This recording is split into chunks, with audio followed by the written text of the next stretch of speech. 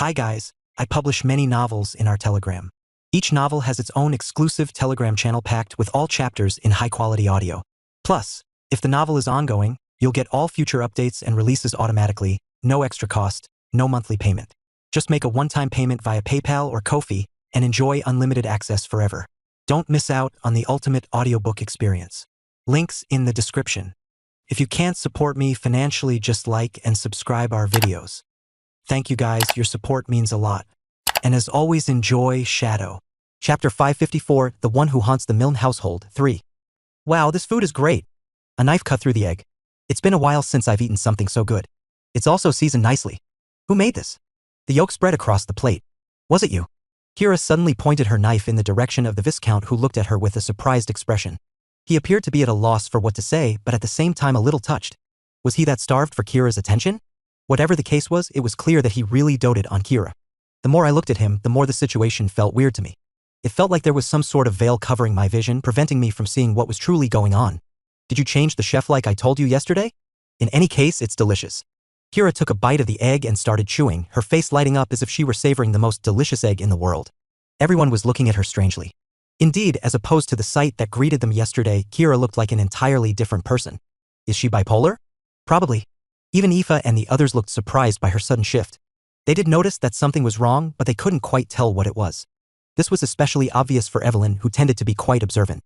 For a moment, I almost thought she mumbled something along the lines of, "Oh no, did she get possessed? Not another one." If only she knew. The only ones that seemed to be doing okay were Amel, Caius, and Kalian. The three of them were just eating quietly, with Kalian passing the salt to Caius, who accidentally dipped the entire thing on his plate before eating it with no concern. What the fuck? Is everything alright?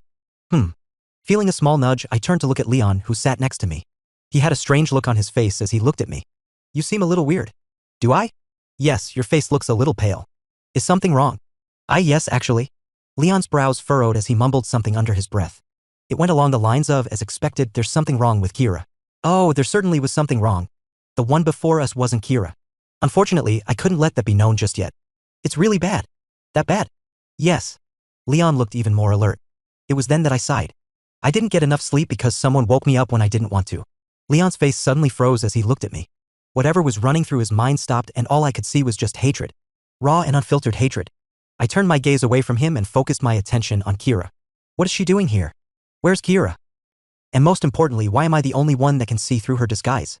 I didn't really understand what was going on, and perhaps because I was staring at her for too long, she seemed to notice my gaze and turned to look at me. Our gazes met and my heart clenched for a brief moment. What are you looking at? You. In spite of the situation, I managed to remain composed. Me? Kira raised her brow. For a brief moment, her eyes narrowed and I felt my entire body cool. You can see, can't you? The atmosphere seemed to freeze then, and just as everything was about to boil over, I nodded my head. I can. I continued before she had a chance to speak. I can see that you're pulling another one of the tantrums. Whatever you're trying to achieve, you should stop it. It's making the atmosphere uncomfortable. It all suddenly turned quiet from that point as all eyes fell on me. Kira's gaze lingered on me for the next couple of seconds before leaning back on her chair. Is that so? Yes. She looked around and noticed the others' gazes before eventually nodding her head. Very well then. She stood up and raised both of her hands. Since it looks like I'm making the atmosphere uncomfortable, I'll excuse myself out of here. No, wait. The Viscount tried to stop her, but it was no use. Kira left shortly after, and the atmosphere turned awkward once again. This time, I was the one subjected to most of the stares. Feeling uncomfortable, I helped myself up and excused myself. I'll also excuse myself. I didn't let anyone say anything before directly leaving and following the obvious imposter. Thankfully, she didn't walk very far as she just made it to the stairs that led to the second floor, and I quickly caught up to her. Wait. Taking note of my voice, Kira stopped and looked back towards me. What do you want? Weren't you the one, eh? About our talk, do you still remember? Talk? Yes, regarding the mirror. Kira's face suddenly froze, albeit for a very short moment. She then licked her lips. Oh. Right, yes? She made an uncomfortable expression. Her acting was great, but I could see through her disguise. She couldn't fool me. What about it? Didn't you say you'd help me find it? Last I recall, you said that it was here. I said that. What? Are you okay? You seem to be acting strange. Huh. Kira scratched the back of her head. She looked conflicted. Of course, it was more like she was surprised by the sudden turn of the situation.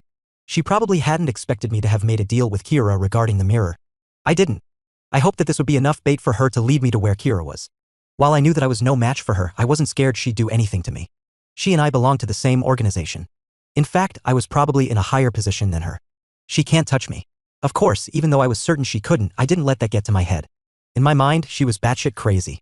Even if the likelihood of her doing anything to me was almost zero, there was still that chance. And for that reason, I remained cautious. Honestly, I don't really recall much of our conversation. As you can see, I'm not really in the right mindset of anything at the moment. Ah, so that's how you're going to play it. I suddenly pursed my lips and nodded. That's understandable. No shit, why the fuck else wouldn't I recall fuckface? She really is good at acting like Kira. I was just about to retort when I suddenly paused and took a better look at her. As things stood, my search for the mirror was like a wild goose chase. Regardless of what happened next, it wouldn't bring me any closer to my goal. I had tried searching through Kira's memories before, but it was all in vain as the strange black mist interfered. The mist made things more difficult, but I also realized that even if I could access all of Kira's memories, I still wouldn't be able to find the mirror. Kira's memories, it almost feels like they've been tampered with. I wasn't sure if this was the truth or not, but she wasn't here and I couldn't check again. But what if there was an alternative? What if there was someone else I could look into to determine what had happened in the past? That's right, I've got the perfect person right in front of me. Maybe with her help I could uncover more clues about the mirror's location. Time was running out and I didn't have the luxury to wait any longer. Since I knew that. Hey Kira. What? Hold my hand. Ha! Kira suddenly looked at me weirdly. For a brief moment I felt my back tense, but I remained cool-headed. Are you not forgetting I'm an emotive mage? So? I can calm you down. Wait, yeah, but what? What's wrong with you? I suddenly frowned and tilted my head while looking at her. We've done this multiple times already. I'm only going to touch you for a second. Kira's jaw visibly clenched. Clearly, she wanted to refute my words, but she couldn't since she really didn't know if my words were true or not, and she didn't want to expose herself just yet. Especially not when I had just revealed to her that Kira and I had plans to look for the mirror. She had to do this, and despite the obvious struggle, she finally managed to extend her hand and touch mine. Soon, as our hands touched, I took the chance to press onto the second leaf. My vision grew dark. Asterisk. What would you like to be when you grow up? A voice suddenly shattered the darkness. It was a soft yet warm voice. When I managed to come to my senses, I found myself inside a small room. Sitting in the center of the bed was Kira's aunt, her soft blonde hair framing her face and her deep crimson eyes reflecting the gentle light streaming in from the window. She was different than how I was used to seeing her. She looks like she's in her teens. Her features were softer, appearing less mature, with a look and vibe that closely resembled the current Kira. Sitting opposite her, with her head resting on the table and eyes fixed on the window, was a different figure. Her platinum hair glimmered as she stared out, lost in thought. Dunno, why are you asking me such nonsense? I'll worry about it when I get there. Is that so? Yeah, I'm still young. What does it matter to me? Are you having fun? Fun. Rose blinked while looking towards her sister, or more specifically, Kira's mother. More than fun, it's like living? Yes, that's it. It's like living. Like living. Suddenly raising her head, Kira's mom looked in the direction of Rose, her eyes looking a little lost. No, looking carefully, she almost seemed jealous? Or so I thought. The thought only crossed my mind for a brief moment before she suddenly burst out laughing. PFTTT. What? This obviously didn't sit well with Rose, who started glaring at her, but it was no use. It only made her laugh louder. Ha. At that moment, staring at her, I felt something tug at my heart. It wasn't love or anything like that. God no. But it was something that I felt resonated with me. I just couldn't quite explain what it was. I just thought her laugh felt oddly familiar. How come? It was also then that my stomach started to drop. For some reason, I was starting to have a really bad feeling about this. A really bad one. Chapter 555, The One Who Haunts the Milne Household, 4. Not bad, you were able to rank first in the exams. I expected nothing less of you. Sheesh. Your future is bright. I am very proud of you. So different from Kira. Staring through Rose's memories, Kira's mom stood out quite a lot. She seemed flawless in nearly every aspect, from her grades to the way she carried herself. She was a stark contrast to the Kira that I knew. In fact, if anyone was more similar to Kira, it'd be her aunt. Rose, you should be more like your sister. Why aren't you like her? I wasn't the only one to notice this. Her parents were well aware of it, constantly criticizing her for it. But true to Kira's style, she simply ignored them, heading to her room to do whatever she pleased. In the end, that was all the criticism amounted to. They seemed to have given up on her. And she appeared to be perfectly fine with that. She was a free spirit. I'll just ride on Sis's coattails, Keck. Lying on her bed, she wore a satisfied grin. In a life free from the pressure of perfection, she could do whatever she pleased. After all, her sister was so good that she wasn't needed. Is this why she becomes like that? Watching everything from the sidelines, I began to piece together what might have happened and why Rose ended up the way she did. I had seen so many such stories in the past. Jealousy. Right now, she was likely content with how things were unfolding, but in the future, she'd be compared more and more to her flawless sister. That constant comparison would only fuel her jealousy, eventually pushing her to join the inverted sky. The more I thought along these lines, the more likely things seemed to have turned out this way. It's a bit cliché, but it would make so much sense. As my shoulders relaxed, waiting for things to unfold as I expected, the door to Rose's room creaked open and a figure quietly slipped inside. Rose blinked her eyes and looked in the direction of the door where her sister appeared. Her mouth had just opened to speak when her sister suddenly spoke. Annoying bastards. She suddenly turned quiet, and so did I. I wish they just rot in hell. Can't stand them. Fucker. Oh.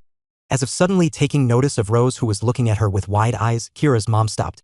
She looked around and nodded in understanding. Looks like I've entered the wrong room. No, Rose looked to be at a total loss for words. The two stared at each other in silence, unsure of what to say. That was until... Hey. Kira's mom placed her finger over her lips while looking at her. Then, with a soft smile, she opened the door and slipped out of the room. You didn't see anything. Clank. That was the first time. The first time that I saw the second face of Kira's mom. Asterisk. I thought things would change ever since that incident, but nothing really changed. The two of them acted the same, completely ignoring what had happened. Rose looked more than satisfied this way. Even when the two joined Haven, they never really interacted with one another. Rose was always by herself while Kira's mom was always surrounded by people. She was the center of everyone's attention, the model student. In a way, she's what Aoife is trying so hard to be. Besides looks, the two sisters were so different. Even when they passed each other in the hallways, the two never acknowledged one another. It was as if the sisters existed in their own little worlds, completely separate from each other. At least, until Rose was suddenly approached one day. Are you happy with your life? What? It was a question that seemingly came out of nowhere, stunning both Rose and me, who was observing from the side. Being alone, with no friends, with no expectations. Do you like it? For a moment, I almost thought she had approached her with the intent to start a fight. Rose also looked to be of the same opinion as she bared her teeth. Are you picking a fight? Maybe. What? Rose suddenly frowned, her face contorting. It looked as though she was on the verge of throwing a punch at her sister, but she caught herself just before she could act. KH? KH? As her sister's shoulders suddenly started to tremble, Rose found herself blinking her eyes, her gaze shifting towards her sister, who almost instinctively turned her head away. And then... PFTTT. Rose watched as her sister suddenly started to laugh. The fuck? What are you laughing at? Quack. Ha ha. It wasn't a fake or forced laugh. It was genuine, her crisp laughter echoing loudly within the walls of the room they were in. I'm sorry. Catching herself quickly, Kira's mom covered her mouth, doing her best to hold back the laughter. But her trembling shoulders gave her away, leaving Rose with a look of complete confusion, as if her head were filled with question marks. Who am I? Where am I? What's going on, and what happened to my sister? So was how her expression looked like. I didn't know my little sister was so funny. How is it that I've only just recently found this out? Reaching her hand forward, she patted Rose's head. Maybe I neglected you a little too much. You won't blame this sister of yours, right? Rose didn't reply. She looked too stunned to reply. But more than anything, her face looked red. Red? Was she blushing? No way. Slap. Quickly snapping her sister's hand away from her head, Rose took a step back. We've known each other for 15 years, and are you telling me that you're only interested in me now? What in the... I guess. Kira's mom suddenly smiled. It was a simple smile. And yet, it felt like a smile weighed down by exhaustion. But that smile merely lasted a few seconds before it suddenly brightened up. She once again reached out for Rose's hair, furling it with more strength. Hey. It's never too late, right? No, the fuck? Why would I want to be with you? Don't you have friends of your own? I do. Then. But they are no fun. Tilting her head to get a better look at Rose, her smile blossomed again. I feel like you're more fun, and you're also my sister. We should get along. Shit. Rose once again tried to slap her hand away, but as if anticipating her movement, she suddenly raised her hand and avoided Rose's slap. Ha ha. This made her burst into another round of giggles as she gazed at the stern-faced Rose. Fun, so fun. That day was when it all started. From that day forward, Rose's days of quietness ended. No longer could she go on her breaks by herself. Do you think I look pretty? She could no longer find comfort in the silence that she used to cherish so much. What do you think about spring? I hate it. Why? Because it sucks. It gets noise. Like now. Haha, you're so funny. But I'm not joking. In fact, shut up. I like it when it's quiet. You know, for me, what I really like about spring is the sense of freedom it gives. What nonsense. It's as if the world stirs from its long, frozen slumber, shedding the weight that the winter put on you. You're leaving behind the past and moving on. There is this sense of freedom, like the soul has finally broken free, allowing you to become the new you. Don't know. I really like spring because of that. She suddenly looked at Rose. What do you think? Did I change your mind? Shit. Rose suddenly held her shoulders while looking back at her sister. Her face suddenly winced as she looked at her. Holy fuck, that was cringe. What the fuck? Get away from me. Ha. I watched the scene from the sidelines. The more I watched the scene, the more I found myself frowning. The script is going quite differently from what I've imagined. Shouldn't the two be at odds? Why does it look like they're getting along well even more? Something wasn't adding up. Was my first theory wrong? The more I looked at Rose, the more I couldn't shake the feeling that there was a strong possibility I had been mistaken. Despite the way she kept her distance from her sister, I could tell from where I stood that she was actually having a good time. From the subtle smiles to the occasional shy blushes. She really did look up to her sister. So then why? Why would she kill her sister? Hey! Oh, right, check this out, Rose. As though she was speaking to me, my head moved and I turned to look at Kira's mother as she suddenly retrieved something from out of nowhere. That. My breath immediately paused at the sight that greeted me. A mirror, its entire surface adorned in silver with intricate patterns swirling around, appeared before me, one I knew all too well. Without realizing it, I felt my chest rise and fall, caught in a trance as my gaze fixated on the distant mirror. Hey! Finally, I caught sight of the mirror that I had been desperately looking for. Perhaps I'd be able to find more clues if I followed the memories. Yes, I might be able to find something this way. The thought made me excited. But not only that. I was actually curious about the past between the two of them. How could the two sisters who looked so close suddenly turn on each other? Was it because of the inverted sky? Yes, that could be it. I swallowed quietly and perked up my ears in preparation for the next set of events. I was ready and I found myself excited at the thought of what I was going to find out next when. Hey! I suddenly found myself standing in front of Kira. No, more specifically, her aunt as she stared at me with narrowed eyes.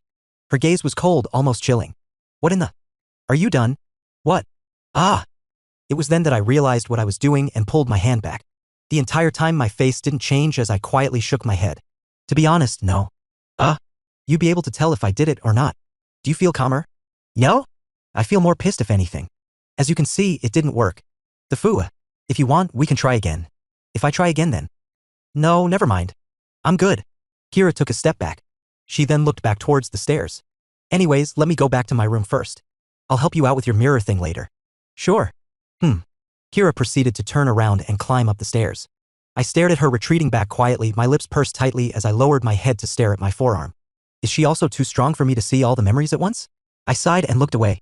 I guess I'll have to wait a bit. For now, I needed to see exactly what she was planning. Closing my eyes, I activated Lament of Lies and my body started to completely fade with the background. Shortly after, I made my way up the stairs and followed her from behind. The entire time, I made sure to keep enough distance so that she wouldn't notice. I was confident in my skills, but not to the point where I'd assume she couldn't detect me at all. I knew I was far from perfect. Chapter 556, The Truth 1. I followed her quietly from behind. In the quiet corridors, she walked towards her room. In the meantime, I kept my breath in check while keeping enough distance between the two of us. She couldn't see me nor could she hear me, but one could never be too certain. I felt my heart press tightly as I followed quietly from behind. Time seemed to stretch endlessly as I became oblivious to everything around me, my focus fixed on her back. It was therefore a surprise for me to find her stopping right before Kira's room as she stopped and looked around. For a moment, I thought our gazes met and my entire body tensed. Thankfully, it was only for a brief moment as her gaze moved past me and she finally opened the door and entered. Clank. It all grew quiet then. Suffocatingly so as I cautiously approached the doors to Kira's room. I had just neared the door when it suddenly burst open and a pair of glaring red eyes stared in my direction. I froze and my heart started racing as my stomach tightened with a sudden sense of dread. I had to stay calm, but my instincts screamed for me to run. My fingers twitched and my chest rose and fell sharply, every muscle coiled. I took a step back, instinctively preparing to act in an instant.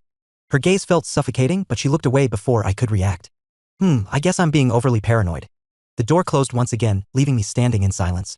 I just stood there for the next few seconds, unsure of how to react. So she didn't notice me? I brought my hand to my chest and secretly sighed in relief while wiping the cold sweat from my forehead. That almost gave me a heart attack. For a split moment, I almost thought she had truly detected me. Those few seconds felt like hours and I almost found myself taking the initiative. It was a good thing that I was able to remain still in those few seconds. Otherwise, no, it doesn't matter. I shouldn't waste any more time. Stepping forward, I reached out to touch the wooden door. Closing my eyes, I visualized a purple orb and slowly my hand began to phase through the surface of the door. Following up with a step, my entire body passed through the door and I managed to pass right through it. What greeted me on the other side of the door was a familiar yet unfamiliar room. It was one that I had seen before, but not in real life. It's almost exactly the same as in her childhood memories. It looks like her father kept it like this for her. The more I learned about this family of hers, the more confused I became. From the way Kira spoke about him, he seemed to be this big bad indifferent father who neglected her and didn't love her. And yet, what I saw and what I heard from her was completely different. Could it all be an act from her father, or was Kira lying? Or could there be more to it? Suddenly, the vision I'd had with the second leaf on Rose came rushing back, and my mind paused, fixating on the one figure who hadn't left my thoughts since that moment, Kira's mother. Something about her felt unsettling. But what exactly? What did sheesh? Hey, Key. The space around me rippled and my head snapped toward the source of the disturbance, my gaze locking onto Rose's turned back. She seemed to be looking down, and when I stepped to the side, I caught a glimpse of a familiar figure sitting down on the ground with body tied up with some strange rope. She was awake, and her eyes were locked right towards her aunt's. At that moment, I saw it. The rage? The pure rage and hatred she held for the figure that stood before her. It didn't seem like I was the only one who noticed. Oh my, there's no need for you to make such a face. Shaw dismissively waved her hand at her niece. You know I love you, Key. What I'm doing is just tough love. Yes, tough love? Her jokes didn't land well with Kira, who shot her an even fiercer glare in response. If looks could kill, she'd probably have killed her aunt many times over. Tough crowd. Rose didn't take Kira seriously. If anything, the scene looked weird from an outsider's point of view. With her disguise on, she looked the same as Kira. It was a good thing that I could tell the difference. Well, in any case, I can't waste too much time catching up with you. Without warning, Rose bent down to Kira's eye level, snapping her fingers in the air. Instantly, the rope binding Kira loosened. As soon as the rope loosened, Kira lunged forward, only to be instantly halted by a finger pressed against her forehead. You bitch. Tut. It was just a finger, and yet it was all that Rose needed to stop Kira, who tried to channel her mana and attack her. Don't bother, your mana is sealed. It'll be like this for a good while. Why don't we have a nice talk between the two of us? I'll fucking kill you. That's not very nice. A little birdie told me that you're going to help them find a certain mirror. Is that true? Cutting Kira off, Rose went straight to the point. Kira's face froze all of a sudden. She looked utterly bewildered. I couldn't blame her. She never made such a promise. You know, that makes me very sad. Rose lowered her head in disappointment. I've spent years trying to get you to open up and tell me where the mirror is, and yet it only took one boy a year to get you to help him. Eesh. I guess it's true what they say, girls always have a soft spot for boys. Wah, what? Kira's confusion only grew from there. She was just about to refute her when I pursed my lips and partly cancelled Lament of Lies, granting a view of my face. Her face almost changed at the sight of me, but she quickly recovered the moment she saw me place my finger on my lips. It was as if she suddenly understood what was going on. But there was an issue with the situation. Although Kira managed to keep her face composed, barely showing any signs of change, she wasn't flawless. Her slight imperfection didn't go unnoticed, and her aunt swiftly flicked her head back to glare in my direction. I somewhat expected such a reaction and was quick to activate the skill again. But was I fast enough? Swoosh. The tip of the long rope shot toward me at a speed I could barely track, the air crackling as the string tightened and raced in my direction. I can't dodge. The thought crossed my mind in that split second when the string moved, and I knew it was too late for me to dodge. As my entire body tensed at the unexpected situation, a purple orb appeared in my mind. Gotcha. The air cracked all of a sudden as I felt something move through my body. It was an odd sensation, one I struggled to put into words as I held my breath, watching the rope snap back taut. Perhaps not expecting the rope to hit nothing, Rose's face changed for a brief moment as she rubbed the back of her head and mumbled, "Am I being strangely paranoid?" Cold sweat dripped down my back as I stared in her direction, holding my breath, every muscle in my body locked with tension. That was too close. For a moment, I almost thought I was done for. It's a good thing she didn't use mana. Otherwise, it would have been way too fast for me to dodge or visualize the purple orb. I could only count myself lucky. Sorry about that. To my relief, Rose shifted her attention back to Kira, whose face had grown pale. She also appeared relieved by the fact that I hadn't been caught. To her, I was probably her only lifeline out of this. If I was screwed, so was she. Back on topic, Key. Rose suddenly reached forward and grabbed Kira by the chin as she struggled to avoid her grip. I'm honestly hurt that after all these years you refused to tell me where the mirror is, yet you immediately agree to tell some random guy you've barely met. How do you think I should react if I were in your shoes? Kira let out a strangled sound as she struggled under her aunt's grip. Eventually, understanding that she couldn't free herself, she proceeded to glare at her aunt as she managed to force out a few words. I'd grow a dick. Rose's face froze at the unexpected answer, and for a moment my face twitched as I almost found myself facepalming. Even in front of her aunt. Pwahahaha. Unexpectedly, Rose burst out laughing. Kaka. Her laugh was loud, almost screeching, before it morphed into something weirder, an unsettling, almost degenerate sound that oddly resembled Kira's laugh. No, it was exactly the same. What in the... Oh, right? The two of them are pretty much the same. I gave up from then. Grow a dick? Kaka. That's good. For a moment, Rose forgot all about the situation and slapped her thigh in amusement. Cack. The more she laughed, the more I wanted to leave. Kira also seemed to feel the same way, but at the same time her face turned pale. It almost felt like she finally realized the true nature of her laugh and how others truly perceived it. For a moment, I almost thought her soul left her body. Maybe it did. Ha! You've become funnier over the years, Key. Rose's face suddenly changed as she brought Kira's face closer to hers. Studying her face, her tone suddenly grew serious. How is that despite looking like her, you ended up taking more from me? Should I be happy or sad for, sis? No, I should probably be happy. That selfish good-for-nothing bitch doesn't deserve shit. She deserves whatever comes to her. Too bad I wasn't the one to kill. As if coming to her senses, Rose stopped herself. But it was too late. What? Kira also appeared to have heard as she looked at her aunt in shock. I did too as Rose suddenly froze. What did you say? Kira's hoarse voice echoed through the room. Just as she opened her mouth to speak again, a finger flicked to her forehead, knocking her unconscious. Thump. Ah shit. Letting go of her, Rose rubbed her head as she paced around the room. Judging from her reaction, she clearly didn't expect to slip like that. Unfortunately, it was too late and Kira had heard it. And so did I. How fucking annoying. Rubbing her head again, Rose clicked her tongue. Me and my loud mouth. Shit. She ruffled her hair for the third time until she eventually stopped and turned to look in my direction. You. Her eyes widened and I calmly stood where I was. Exposed. When did you? How? What really happened between you and your sister? I calmly spoke, ignoring her shock and confusion. Currently, I was calm. Strangely so. That? Her lips quivered, still unable to fully comprehend what was happening. I didn't relent. No, I knew I couldn't because. Are you really sure you don't know where the mirror is? The pieces of the puzzles were finally starting to fall. I was now one step closer to the truth. The truth behind the incident of the past. Chapter 557, The Truth Too. She was like poison. A subtle but lethal poison that gradually consumed a person from within. That's how Rose would describe her sister. The closer she became to her, the more wrong she found in her. How could a person be so caring and yet so uncaring? No, it's more like, how can someone not be like her when put in the same situation as her? Their parents? They weren't the best of parents. They were the typical parents who only cared about achievements and image. The better one of them performed, the greater their face. Because of how outstanding her sister was, they didn't particularly pay much attention to her. Rose was never jealous of their lack of attention. After all, she saw how they were with her sister. You've managed to rank first, but that's not enough. The gap between you and the second place has shrunk. You won't be served tonight's dinner. I heard that you've gone out to hang out with friends. No wonder your grades have started to slip. I will be taking you out of the academy's dormitory. From now on, I'll personally have you return to the estate every weekend. She was like a doll. A doll that their parents could freely control to make themselves look better. But it wasn't like they didn't love her. They were just greedy. But what made things even worse wasn't their greed. No, it was her smile. In spite of the harsh treatment she received, she always maintained that smile of hers. Was it a shield hiding her true emotions, or was she simply the kind of person who always smiled no matter the circumstances? Rose didn't know back then. After all, even she struggled to see through her sister's smile. Even so, she didn't care. She enjoyed spending time and bonding with her sister. Especially with how often she laughed at her jokes. Nobody laughed at her jokes. All was good. Life was simple and Rose wished for it to continue until they both turned old. But life loved to throw curveballs at people. It was spring. Darn spring.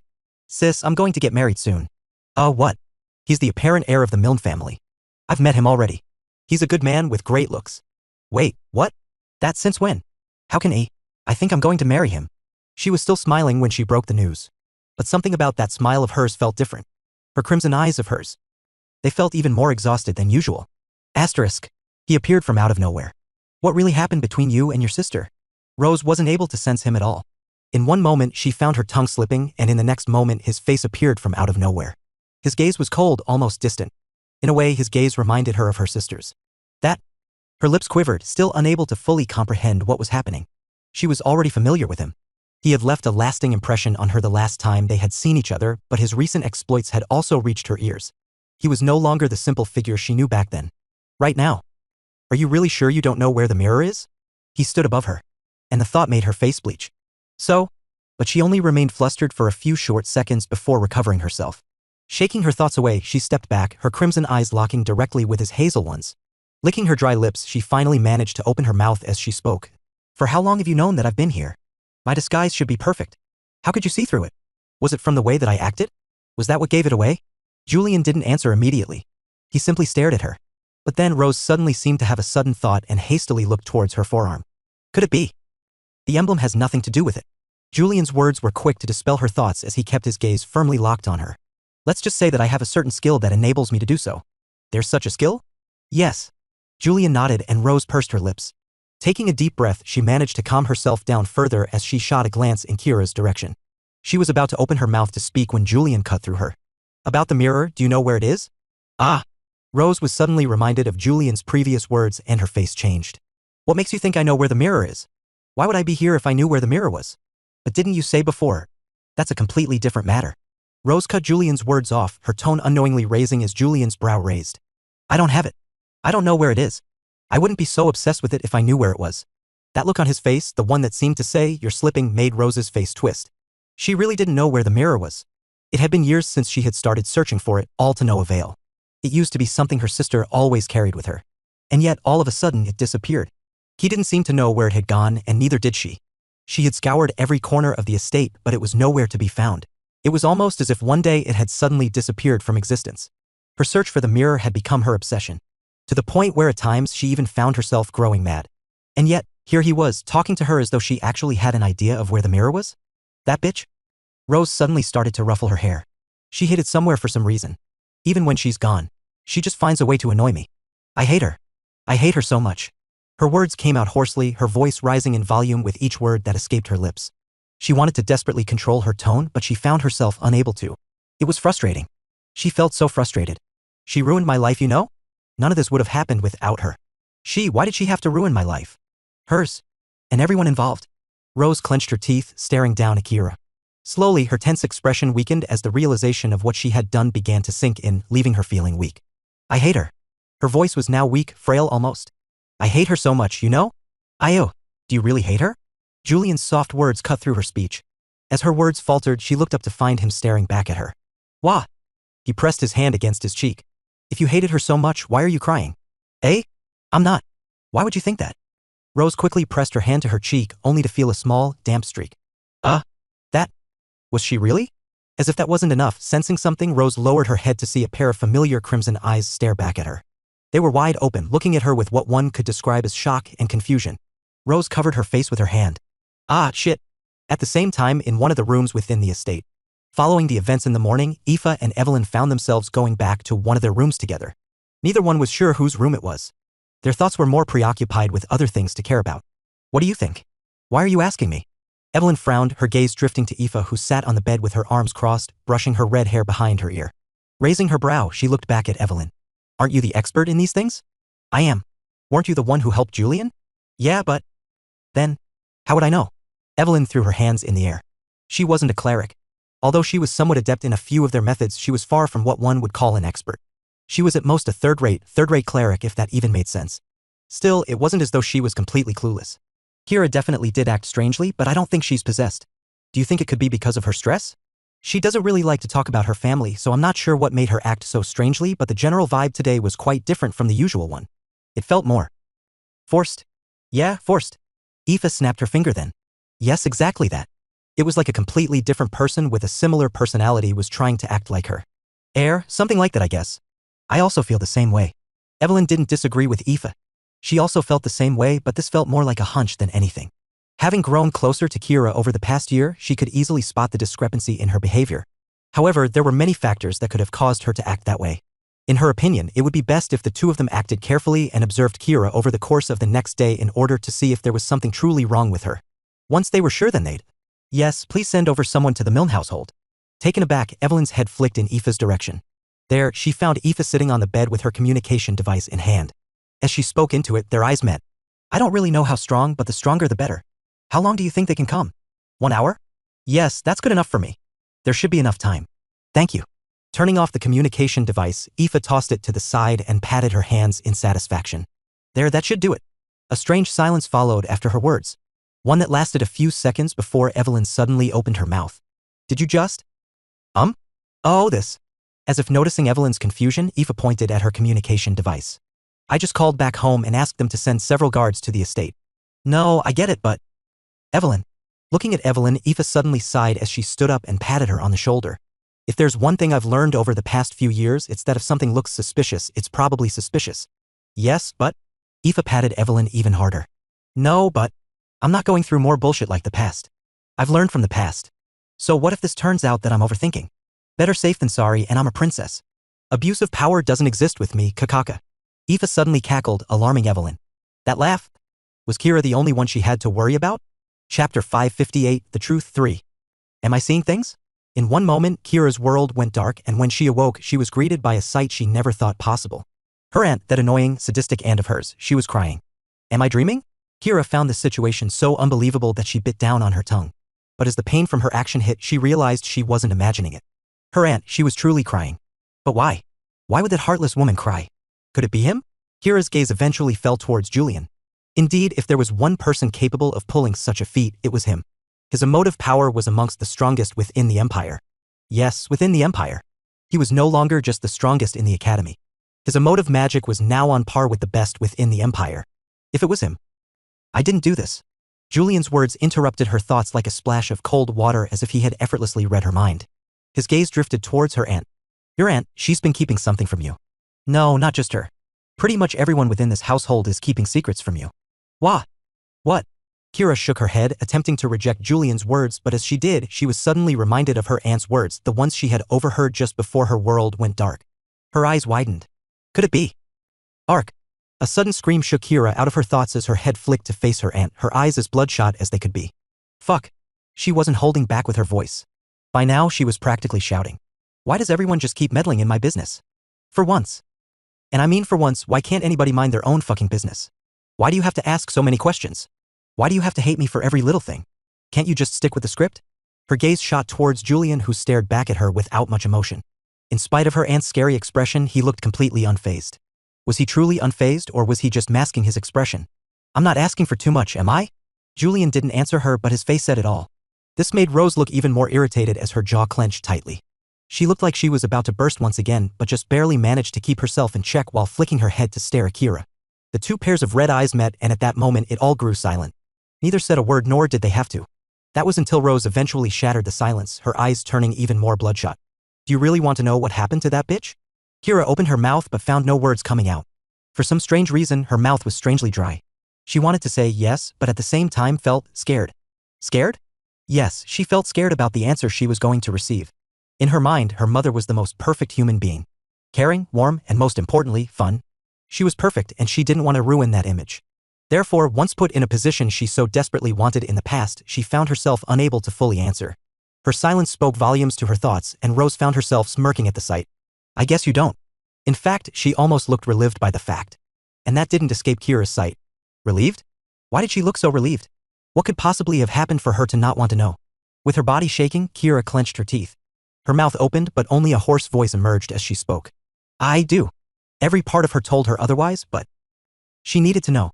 For her own sake. So, tell me. The truth. And the truth only. I can take it. Asterisk. What do you think my daughter will be like when she grows up? It was a distant conversation. One that Rose remembered having in the past. She had long forgotten about it, but staring at her niece, she was suddenly reminded of it. She remembered the conversation well, not because she had a great memory. No, it was because of the face she made when she answered her.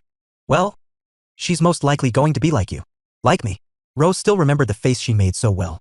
It was one of sadness. Yes, sadness. I don't know. I'd prefer it if she wasn't like me. What, why? Wouldn't you want your daughter to be flawless like you? As if? Then how would you want her to be like? I guess I would want it if she was a bit more like you. Have you lost your mind? Why would you want her to be like me? Hee. Her question was met with a soft laughter.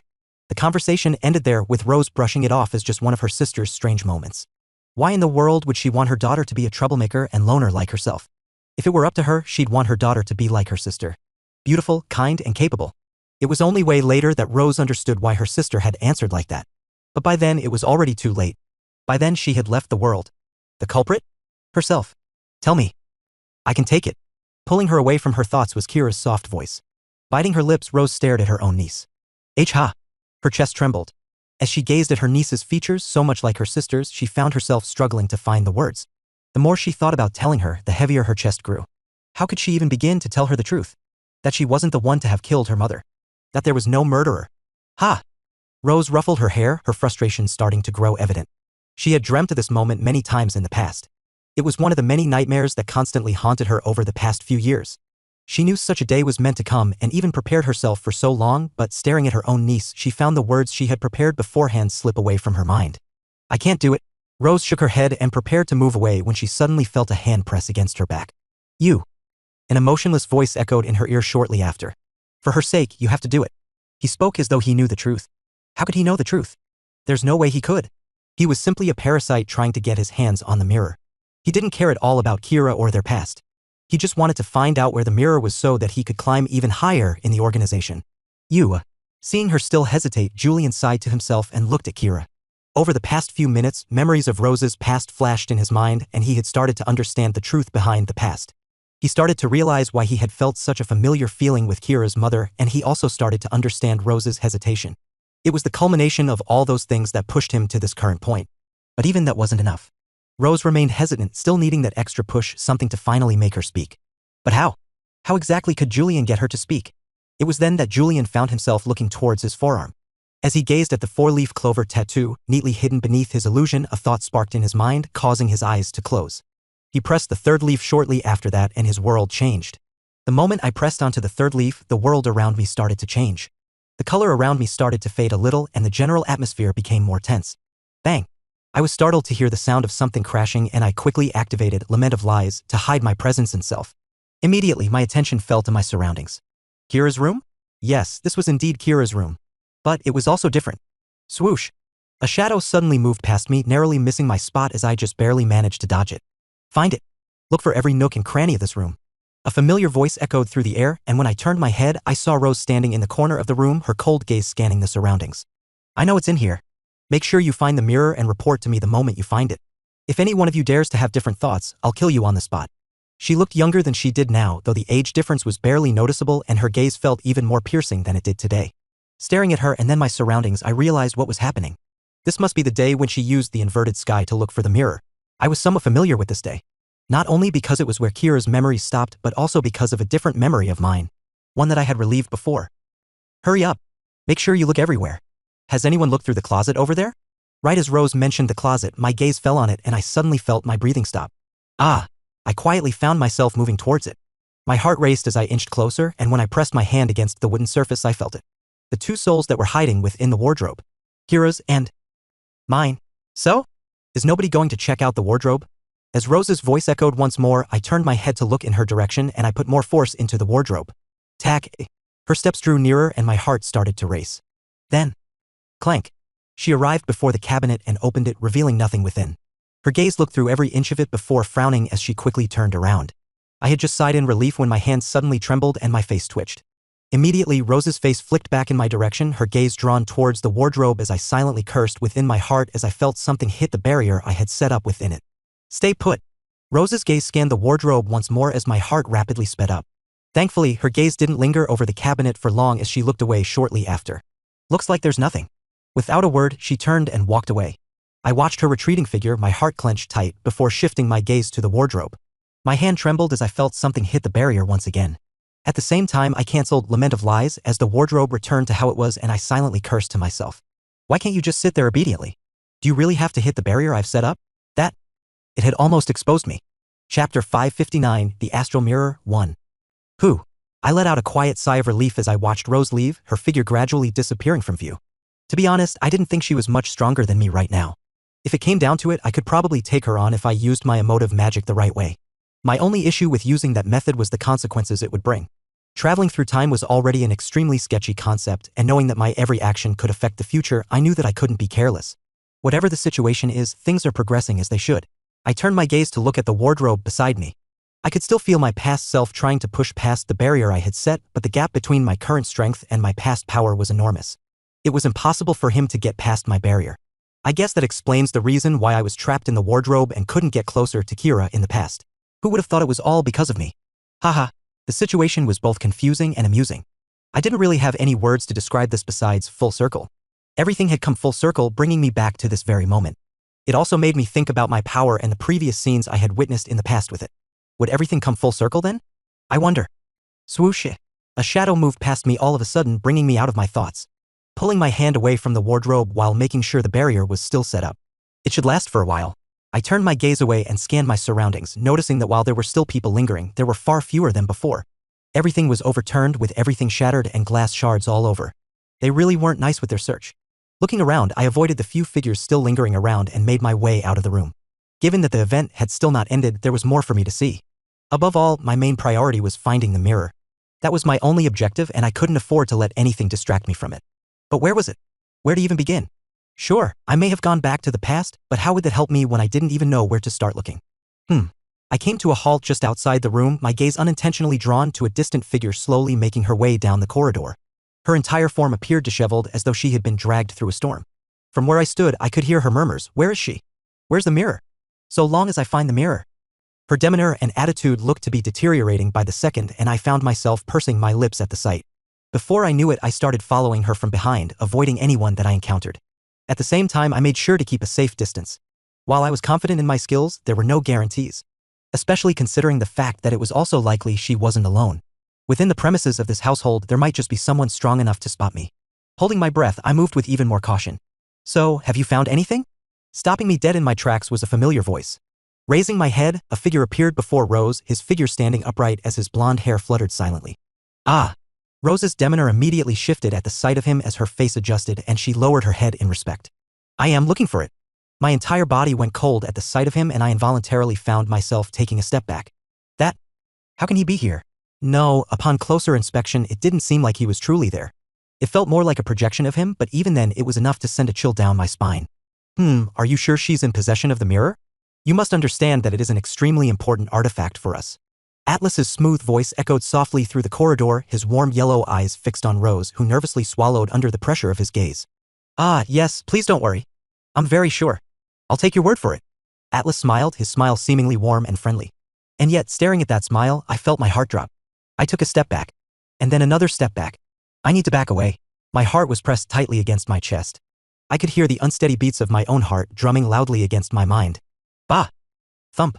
Sweat trickled down the side of my face. It felt cold and my skin crawled. My hair started to rise and my mouth grew dry. "Ayo, I'll leave you to your search, but I think you have more pressing matters to tend to before looking for the mirror." "Eh?" Atlas's eyes suddenly turned in my direction, his warm gaze locked firmly on my spot. Staring back into his eyes, my entire body grew cold. "Shit. I can't quite figure out your appearance since I'm not here, but you've been peeking for quite some time. Is there anything that I can help you with?" His words were soft, and yet they drummed loudly within my mind. I almost found myself stumbling, my left eye twitching as I hurriedly attempted to keep myself composed. But it took a few seconds for me to do so. By then, Rose had already snapped out of her daze and locked her gaze in my direction. "Here."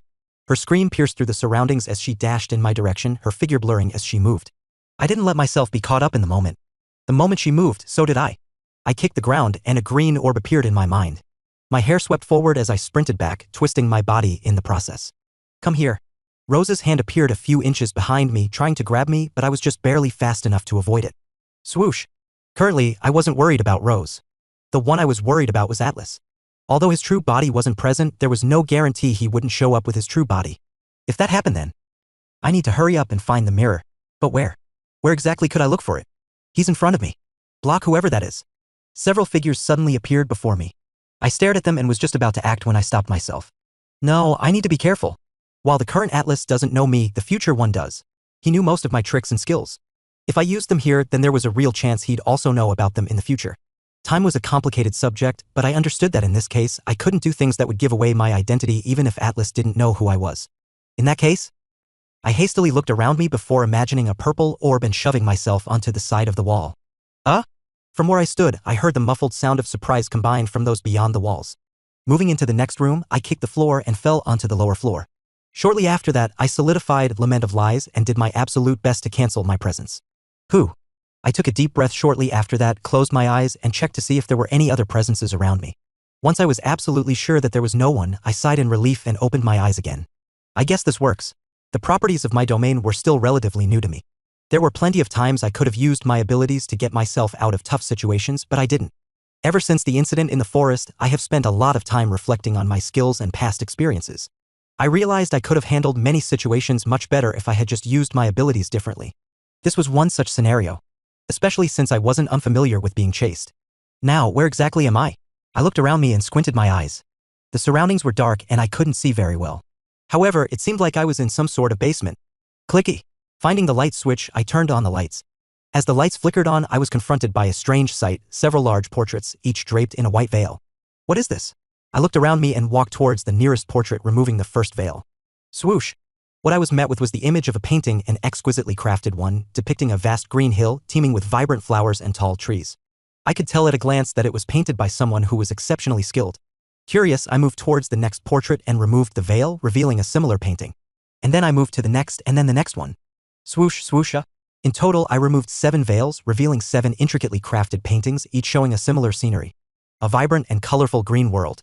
I stood there, mesmerized by the work for a few good seconds. Even though I knew I was in no position to admire the works, I just couldn't bring myself to look at them. They were just so beautiful. I could tell that whoever had drawn them had put a lot of effort into them. Is this done by the Viscount? Or is it done by Rose? I wasn't sure, but my thoughts didn't linger over the paintings for much longer as I shifted my attention away from them and onto the work desk by the side of the room. It was there that I settled my gaze over a certain blue diary. Curious, I moved towards the diary and took it. It's surprisingly heavy. Curious, I opened it. As my eyes fell onto the first page, the first few words caught my attention. There's nothing better than spring. Nothing better than spring? I also liked spring. It's sweet and tender. I could see it. Yes, I could. But also painful. Because it reminds me of the freedom that I can never have. I paused and pulled my eyes away from the diary. Scratching the side of my face, I quickly skimmed through it and moved towards the last page. It was then that my eyes fell on the last few words. The moment I did, I almost dropped the book. Because a reflection was staring back at me. Chapter 560, The Astral Mirror 2. What? A pair of hazel eyes stared back at me. They were the same pair of hazel eyes I was accustomed to seeing, my own. The diary felt heavy in my hands as I exhaled quietly, taking a moment to steady myself. Slowly, I reached toward my reflection, watching as my face seemed to grow larger before me. Holding onto the metal grip of the mirror, I found myself in a daze. This is without a doubt the mirror, from the intricate patterns to the weird connection that I felt with it. Yes, I was sure that this was indeed the astral mirror. But it's here? This easy. I was more surprised by how easy it was for me to find the mirror. From what I understood, Rose had searched every nook and cranny of the place to no avail. While they hadn't searched this area yet, they were bound to. Sure, the mirror was hidden within this strange dairy, but surely she would have been able to find it. Unless someone managed to get to it before her and hid it or took it. Ha! I didn't know whether to laugh or smack my own head. Could it be, in the end, that the reason she had never been able to find the mirror was me all along? Why am I even surprised at this point? I should have realized this from the moment I found myself here. But this begged the question. Can I bring the mirror back to the present? In theory, it did sound possible, but I had never attempted something like this before. I didn't even know how to go back. Usually, I'd be forced back after a certain point. Actually, it might be best if I hide the mirror first. Uncertain of whether I could bring the mirror back with me or even when I would be allowed to return, I decided it would be safest to hide it. That way, if I couldn't retrieve it later, I'd at least have a backup plan in place just in case anything went wrong. But there was something I was curious about in all of this. Given that they're aware that an intruder has come, how come I've never heard Rose mention it before? She always seemed adamant that either Kira had it or it was hidden somewhere within the household. Why did it never cross her mind that someone could have taken it? Something doesn't add up. Unfortunately, I didn't have much time to think it over. Sensing several presences closing in on my location, I swiftly concealed the mirror and the diary within my ring and switched off the light. Clicky. At the same time, I made sure to cover all of the veils again. I stood by the side of the corner of the room and remained hidden in the darkness. I waited for what felt like forever until clank. The door opened and several figures came in. Search this room. It has yet to be searched. The lights flickered on and I saw several figures burst into the room, frantically searching through everything in sight, tearing through anything they could get their hands on. I remained in the corner of the room, patiently waiting for the right time to take my leave. Being in the basement, I knew I couldn't just slip through the walls like I had before. My only option was the front door, but even then, I hesitated. Atlas. Though he wasn't here yet, the fact that he had spotted me before was enough to make me hesitate. The memory of that moment lingered and I couldn't shake the feeling that he could very well be aware of where I was and he was simply just watching me. My entire back was drenched with cold sweat at the thought. I really do prefer it when he's on my side rather than the opposite. His presence was too damn suffocating. Swoosh, swoosha. At that moment, the veils were lifted, exposing the paintings that had been hidden before. The figures stopped for a moment to look at the paintings. These are quite well made. I wonder who painted these? It's probably the Viscount and if not, his wife. They began speaking among themselves, their voices casual as they examined the paintings. It was as if they had no care at all. I remained in the corner, perfectly concealed, listening intently to their conversation. Perhaps I might be able to get a better idea of how to get out of here. You think the Viscount's vice made these? Why not? Isn't she? Shoot, don't say it. One of the figures hastily pressed their finger to their mouth. Why? Don't bring the Viscount's wife up. The last time someone did, the commander went berserk. Yes, I heard about that, but wasn't she the one who killed her? That's what they say, but from what I've heard, she didn't have a hand at it at all. In fact, it seems like she. Pausing, the figure looked around before slicing its neck with its thumb. The meaning behind the figure's words was clear, and I frowned at the sight. While I was already aware, it still. The thing that I find the most odd about this situation is how we immediately started the search before the news even broke. Eh? How's that surprising? I don't know. The figure shrugged. I'm probably thinking too much over the situation since it's clear that the goal is to find the relic, but a part of me feels like there's more to it. There's more to it? My ears perked up at the figure's words. I thought about the timing and all that I had previously seen. An idea formed in my mind and my brows furrowed even more tightly. But if that's the case, why would she? Are you sure you're not reading too much into this? I probably am. I just find some things to be a bit weird. Especially since the commander and the Viscount's wife are related. That's true, but... Suddenly stopping, they all turned their heads in the direction of the door where a figure appeared, her crimson eyes scanning the room with a certain coldness that made everyone halt in their tracks. Fortunately for everyone, she seemed oblivious to the conversation unfolding around her. Completely absorbed, she stared at the paintings in the center, her attention fixed on them as if lost in their colors. The surroundings turned quiet then. For the briefest of moments, I saw Rose's face fluctuate at the sight of the paintings, and the words that I heard before rang in my mind once more. I'm probably thinking too much over the situation since it's clear that the goal is to find the relic, but a part of me feels like there's more to it. I closed my eyes.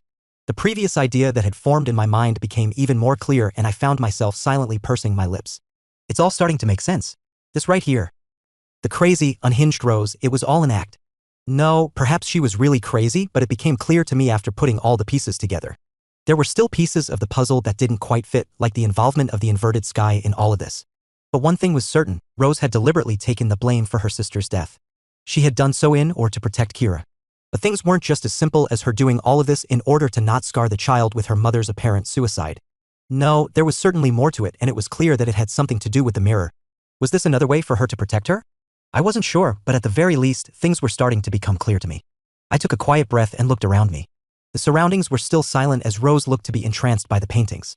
I took the chance to start moving, my goal the door. This was the perfect chance for me to leave this place. Sidestepping the figures lingering around the room, I crept closer and closer to the door. As I moved past Rose, I held my breath, doing my best to keep my presence as subtle as possible, praying they wouldn't notice me. I had just neared the door when... Leaving so soon? My heart sank. Slowly turning my head, a pair of yellow eyes stared in my direction. What followed after were the eyes of everyone present as I saw all of them looking in my direction. I kept my mouth shut, but my entire body was shaking as my mind raced in all sorts of ways as I tried to figure out a way out of the situation.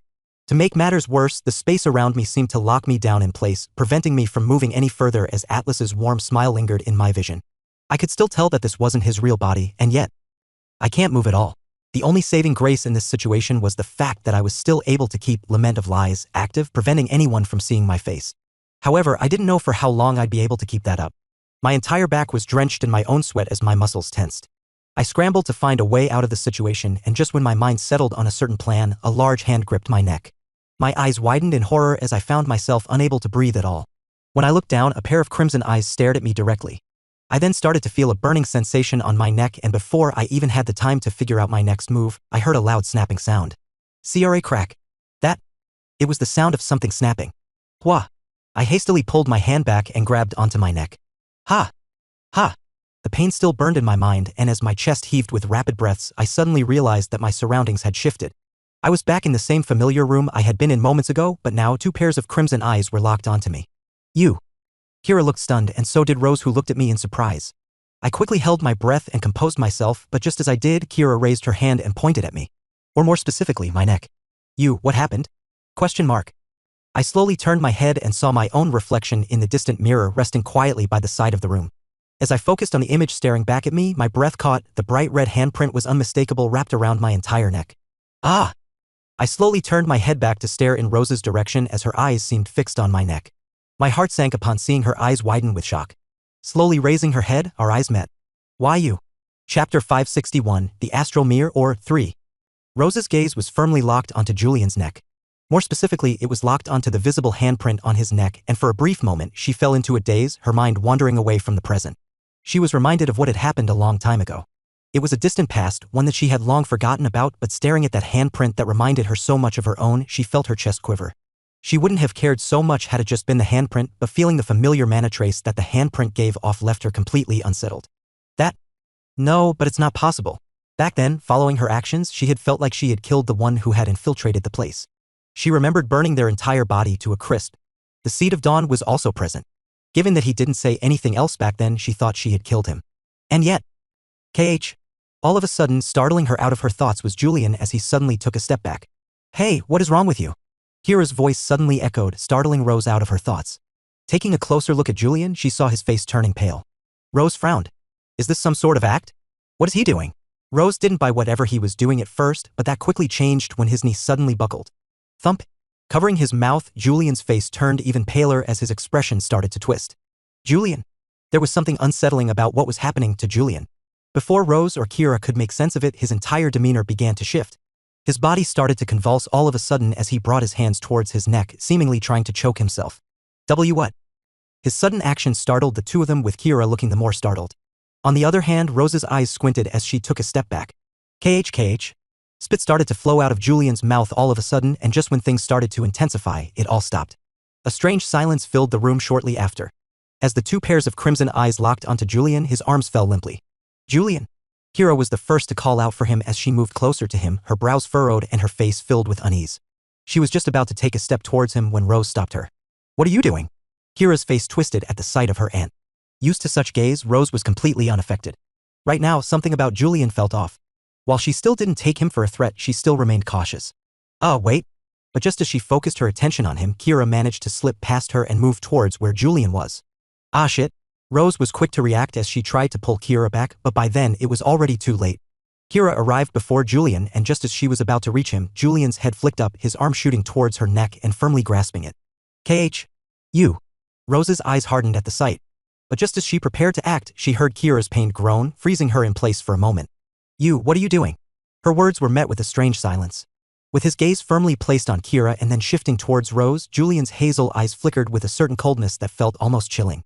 As the tension reached a standstill, his lips slowly parted, his voice coming out hoarse. Who are you? A grand white palace stretched before my vision. It was a palace I had grown accustomed to, and it was also the same place where the mirror was supposedly stored. Do you think you've made the right decision? Pebbles suddenly asked, staring at me from the side. I shrugged my shoulders. I don't know. As of right now, I was no longer in control of my body. I had completely given up control of it. It was a bit of a gamble from my side, but seeing the way she was looking at me, I felt like this was the best way for me to disrupt her thoughts. At the very least, it'll make her more confused. Whether it worked or not was up to the future to decide, but as of right now, I had more pressing matters to tend to. Entering the palace, I made my way towards the back room where I had previously stored the mirror and entered. Clank. A familiar sight greeted me the moment I entered the room, and my face lit up the moment I caught the sight of the mirror. As expected, my feeling wasn't wrong. I had felt the presence of the mirror the moment I came back from the past. However, I wasn't entirely sure. However, things were different now. Seeing it right before my very eyes, I knew that I was right. I really managed to bring it back with me. Alongside the appearance of the mirror, I was also finally able to clear up a few of the things that I was confused about. In the end, the reason why the mirror ended up missing with no one able to find it was because the future me had taken it. Future? Or was it present? Ugh. I ruffled my head. Talk about some weird twist. Whatever the case was, now that the mirror was here, it was time for me to figure out how to use it. Releasing the seal and allowing Julian to take over was a risk in itself. Thankfully, it looks like my worries are unfounded. I reached out to grasp the mirror, the coolness of the metal handle reaching the tips of my fingers. Just as I pulled the mirror to stare at my reflection, I paused. Shifting my attention away from the mirror, my eyes drifted toward a certain diary and I felt my face subtly change. Right, I almost forgot there was that. I had almost completely forgotten about it, but indeed, I did recall putting it in the ring alongside the mirror. I paused for a moment, alternating my gaze between the mirror and the diary. After a little bit of thought, I brought my attention away from the diary. I could always find time to check the diary later. The mirror was more important. How does this work? I stared straight into my reflection. A pair of familiar hazel eyes stared back at me. I tightened my grip on the mirror, channeling mana into it. At first, it remained still, unresponsive. But as I fed it more and more mana, I began to see subtle shifts, small, almost imperceptible changes that grew more noticeable with each surge of mana. My reflection started to ripple and the mana started to drain even further. The rate at which my mana was being sucked was quite alarming. To the point where I started to question whether Julian was doing all right. The mana was coming directly from the main body after all. He definitely isn't having a good time. But who was I to care? The worse he was, the better things were for me. Swoosh. Changes continued to occur within the mirror. More ripples formed and the reflection started to distort, changing into something else. The more things progressed, the more surprised and shocked I became. That was because I noticed the figure within the mirror change into something else entirely. Wait. Staring at the visage that I hadn't seen in a very long time, I felt my heart press tightly against my chest as my lips suddenly grew parched. What is it? I could hear Pebble's curious voice from the side as it hopped over my shoulder to stare at my reflection. Its head tilted in confusion. Is that you? I didn't answer. Instead, I kept my gaze focused on the mirror. No, it was more like I couldn't tear my gaze away from it. From the emerald green eyes to the familiar black hair and well-defined jaw, I recognized the reflection almost instantly. My breath caught in my throat as I swallowed quietly. This was without a doubt me. Or more precisely, the past me. Staring at the visage I hadn't seen in so long, I couldn't tear my eyes away from the reflection. It had been so long that I had almost forgotten what I looked like, and seeing myself again brought a rush of emotions I couldn't quite put into words. Yes, I wasn't anywhere near as handsome as I currently was, but I wasn't ugly at all. In fact, I was on the better-looking side. More importantly, I didn't look sick. In the final year of my life, my hair had begun to thin and my weight had steadily dropped. Seeing myself like this, it feels weird. I wasn't used to seeing such sight, and my grip of the mirror uncowingly tightened. Whew. Taking a deep breath to steady myself, I stared back at the reflection, my mind racing.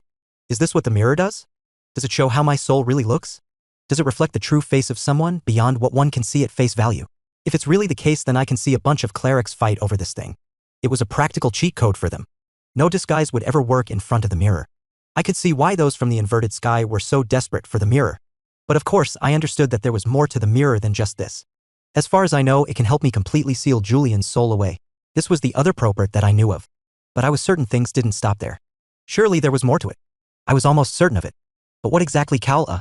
Stopping mid-sentence, my head flicked directly towards the mirror as I noticed a subtle change once again. Unlike last time, there were no ripples or any changes of the sort. No, the changes seemed to be coming directly from my reflection? What? I focused intently on my old visage, trying to make sense of what was happening. It was only when I zeroed in on it that I saw the shift the reflections had moved. I almost ended up dropping the mirror in shock. I barely managed to stop myself from reacting, and when I refocused on the mirror, I saw my old face blink. As if on cue, the background behind it began to shift, transforming into a place I recognized all too well. My home. Before I could make sense of what was happening, my reflection opened its mouth and an all too familiar voice echoed in the air. I'm sure you have a lot of questions. I opened my mouth, but no words came out. This? What in the world was happening? Chapter 562, A Goal, 1. Don't bother asking any questions. This is merely a recording. Just like that, I managed to recompose myself. For a moment, I almost thought I was directly talking to my past self, but it didn't seem to be the case. Since you managed to see this recording, it must mean you've gotten your hands on the astral mirror. That's good. He appeared pleased by the development. Or at least, it looked like it. Although it was my face, I couldn't read my own expression at all.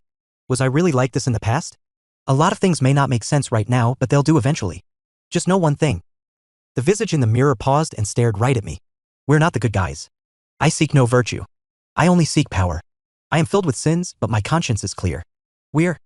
I am simply doing what I am meant to do. Whether we're good or bad, that's irrelevant. What is this even supposed to mean? I took a moment to try and digest the words as my lips pressed tightly. All I know is that I see too much. Past, present, future. I see it all, and this power, it's consuming me. A sudden change occurred to the visage within the mirror.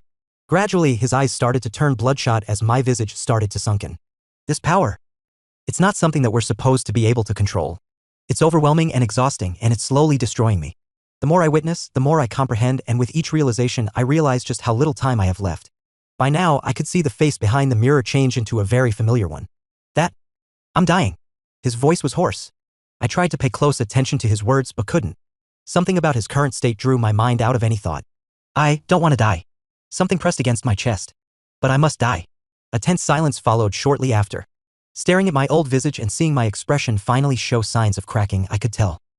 I could see the despair and fear within my eyes. I'm not scared of death, but I'm scared of losing myself. To live in defeat means to die 1,000 times over. A man's fate is not forged by fate or those who will their path. It is taken with his own hands. That's why even though I see, I act. Even though it kills me, I act. He stopped, his face trembling slightly. Gradually, however, he shook his head and raised his head again to look at me. That's why even though I can't see you, I know you will act. He sounded relieved, yet I could still sense the exhaustion that lingered beneath my words. In a way, he sort of reminded me of Kira's mom. She too looked like this. So this is why I felt her expression so familiar. It was because she reminded me of how I once was. Closing his eyes, my visage took a deep breath before staring back at me. The extractor of containment, astral mirror, oracle's eyes, and the chalice of collection.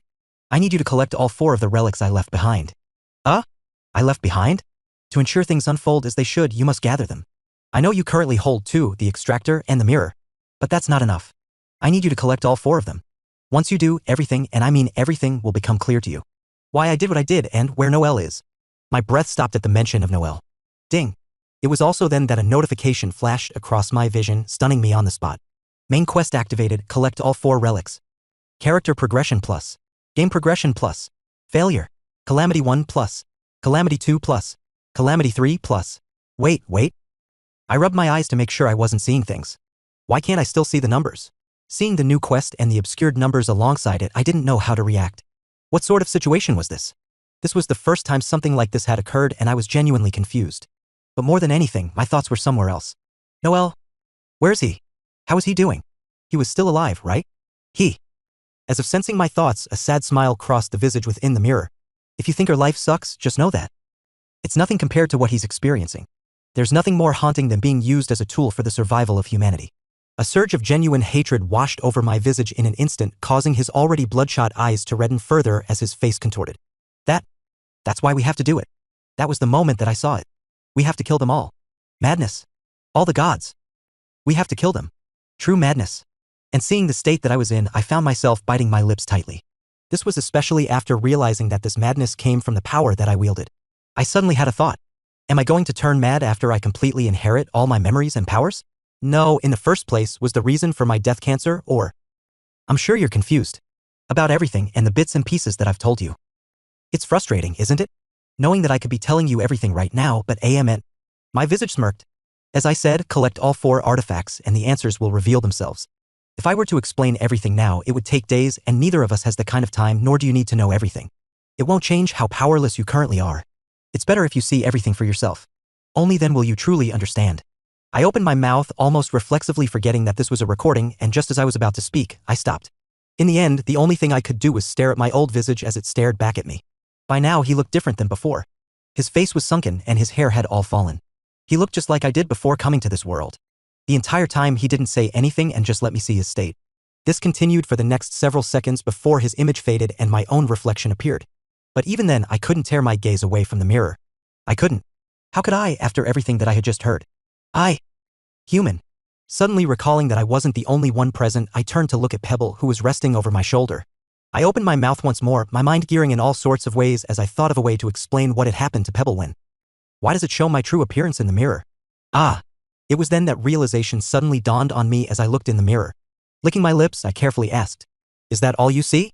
Pebble looked at me with confusion. Was I supposed to see something else? Do you not see me? I do. Then. I'm already aware that this isn't your true body, human. I am not very surprised by your change in appearance. That's not it. Did you never mind? It didn't matter to me whether Pebble saw it or not. Either way, Pebble already knew my secret just like Almighty did. Even if Pebble had overheard the conversation I had with the mirror, it wouldn't have made much of a difference given all that it already knew. And more than anything, there were more pressing matters that I needed to focus on. Like collecting the 4 artifacts. I was still unsure of their importance and what they did exactly, but given the information I had received, collecting them was a must. There was just one problem. How exactly do I get the chalice from Leon? Indeed, Leon was the one in possession of the 3rd artifact, the chalice of collection. What made things worse was the fact that I was the one to have given him the chalice. Now that I needed it, finding a way to take it from him felt a little problematic. How exactly was I going to do that? And what about the Heraclius eye? Where was that? Ugh. I suddenly sighed in annoyance. Things had just gotten more troublesome, but at the very least, I now had a more concrete goal to work towards. But I wonder exactly what I'll find out once I collect all 4 artifacts. In fact, were answers the only thing I was going to find?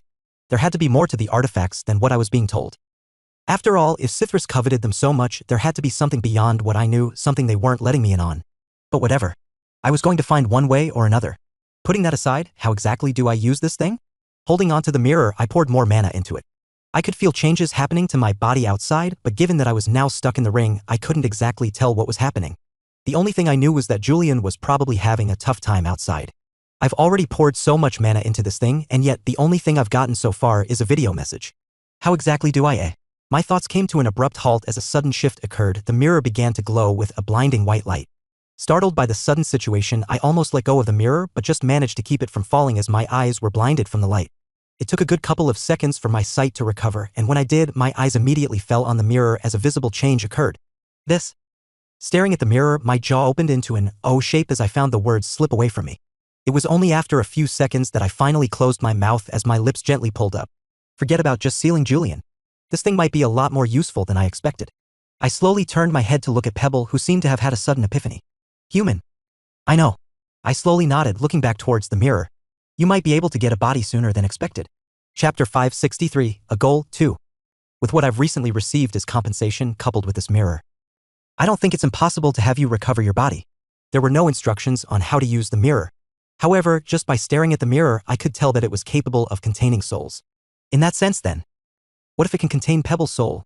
Then wouldn't it be possible for me to transfer Pebble's soul into his new body? The more I thought about it, the more plausible this scenario seemed to be. Helping Pebble get a body was a good thing for me. Just like what happened with Almighty, the same could happen with Step of Suppression. It might upgrade. Of course, as of right now, the skill left much to be desired, and that was mainly because I wasn't utilizing it properly. Unfortunately, I was too focused on other things and neglected to master it. I knew this because Pebble always reminded me of how awful my control over the skill was. Human, do you think it's possible? Shifting my attention to Pebble, who stared at the mirror with an unusual glint, I pursed my lips before hesitantly nodding my head. I can't say for certain, but I think it should be possible. I'll look into it more later, but right now, there are other things that I need to take care of. Like taking back control of my body and finally getting rid of the hidden danger that was Julian. Who? I took a deep breath and stared at the mirror in front of me. Now then, how exactly do I do that? Who are you? Julian found his voice coming out hoarse. Staring at the two unfamiliar pairs of crimson eyes, he found his expression warping. He didn't know what was happening. But if there was one thing he was sure about, it was the fact that he had control over his body back. But was he happy about the situation? He wasn't. What is that bastard planning?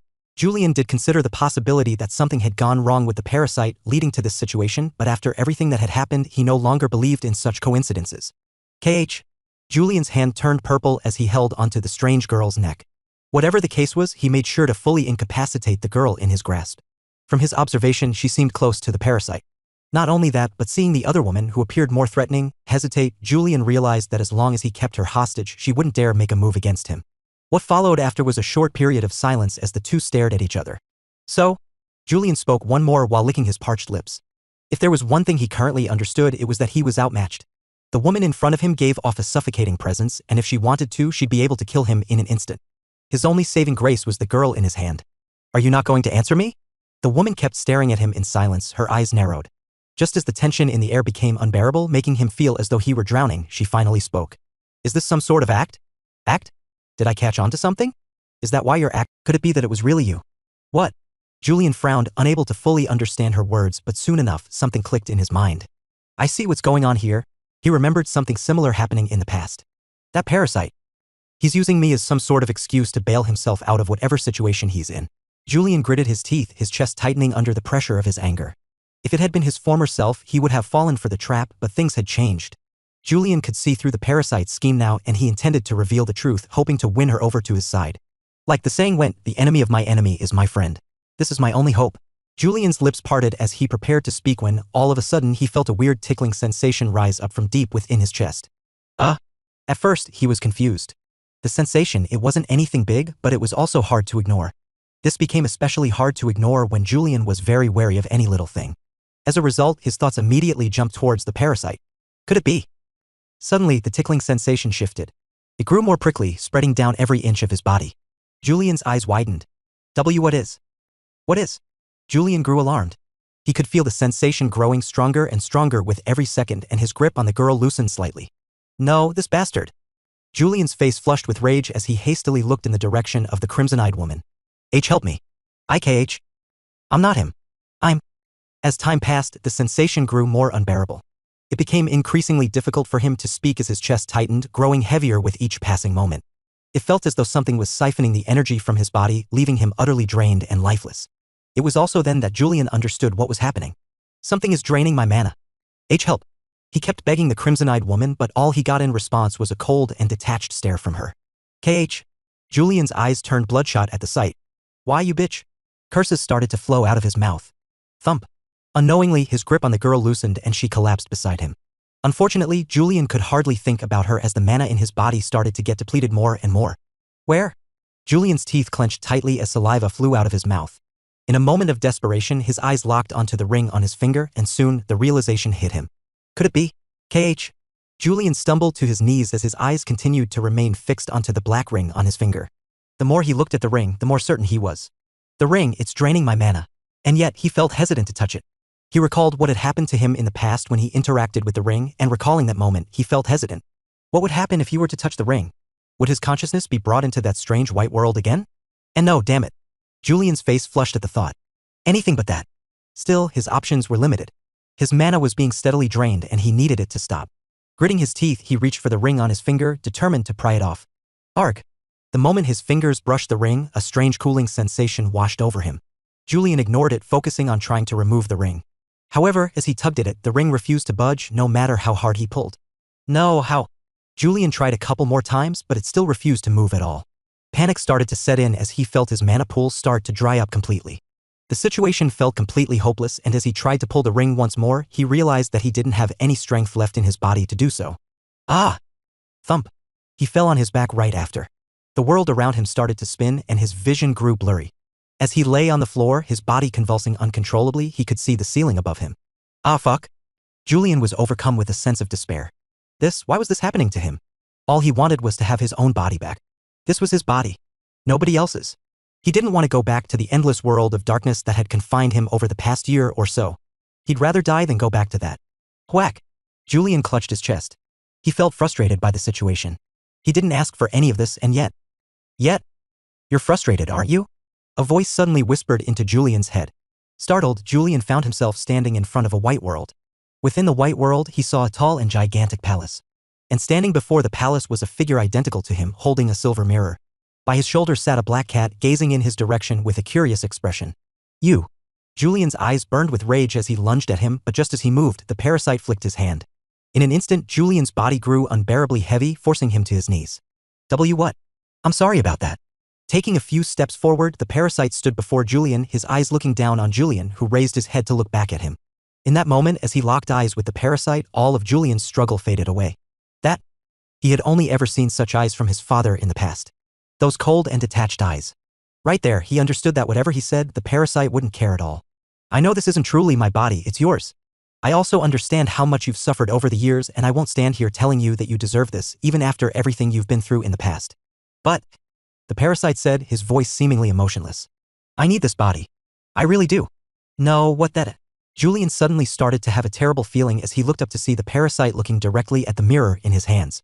In order to accomplish my goal, I need this body, and your constant attempts at trying to get it back have been hindering my plans. That's why I have to do this. Julian closed his eyes and shifted his attention to his arm. He felt tempted for a moment to use the second leaf on Julian, to see his past and what made him the way he was, but he knew this wasn't the time yet.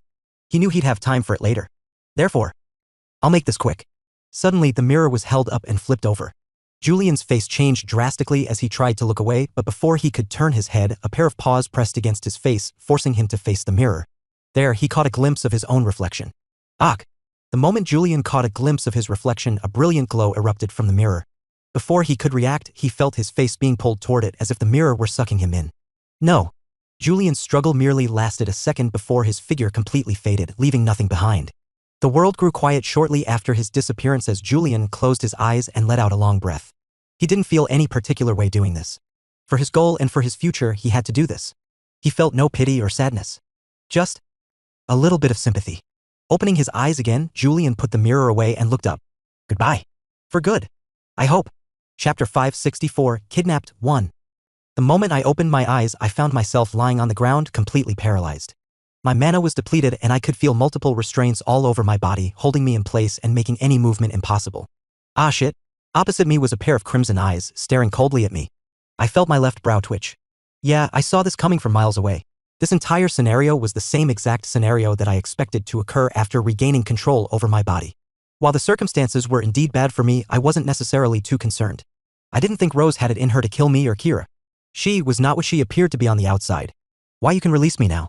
I'm good. When I opened my mouth to speak, my voice came out rather hoarse. This was to be expected considering what my body had just gone through. Alongside my voice, my entire body was also suffering. I could feel faint convulsions in my feet and arms with small pulses of pain flickering in and out of my mind. They weren't unbearable, just bothersome. But the most burdensome thing right now wasn't the pain. No, it was her gaze. Staring at me in silence, Rose's eyes were squinted. I couldn't tell what she was thinking at all. Was she still thinking about what had happened before? Was I able to get rid of her suspicions? Or, the silence felt suffocating, and just as I found it to be unbearable, her mouth finally parted open. Is that why you're looking for the mirror? It took an instant to understand her words, and the moment I did, I furrowed my brows and didn't answer immediately. It was only after a few seconds had passed that I finally nodded my head. Yes. At the same time, I glanced over at Kira, who was lying next to me. She looked unusually pale, and although she wasn't bound like I was, she certainly didn't seem to be in the best condition. What exactly happened to her? Seeing how she's glaring at me, perhaps Julian did something to her. Yeah, who was I kidding? That was probably what happened. I've had trouble controlling it, that's why I asked Kira to help me. She refused though. She did. Rose's gaze shifted towards Kira, who tilted her head and glared back at her. Like I said, I have no fucking clue as to where it is. How many times have I fucking told you? I wouldn't have believed her in the past, but now I do. After all, I had the mirror. Rose's eyes squinted as though she didn't fully believe her niece. Kira shot her an even harsher glare, and for the next few seconds, the two of them stood face to face, locked in a silent stare-down like an aunt and niece caught in some sort of showdown. I took the time to look around me and find some sort of way to get out of my current situation. There were several ideas that came to my mind, but before I even had the time to properly act on them, Rose's head suddenly flicked to face the window of the room. Her expression changed subtly before shifting in my direction. All of a sudden, a suffocating pressure burst out of her body. Was it you? What? Startled, I tried to look in the direction of where she was looking but found my neck locked into place. What is happening? Kira also looked surprised as she looked back, but she didn't seem to spot anything and her head tilted in confusion. I don't see anything. What sort of eek? Damn it. Cursing under her breath, Rose's figure blurred and disappeared from my sight.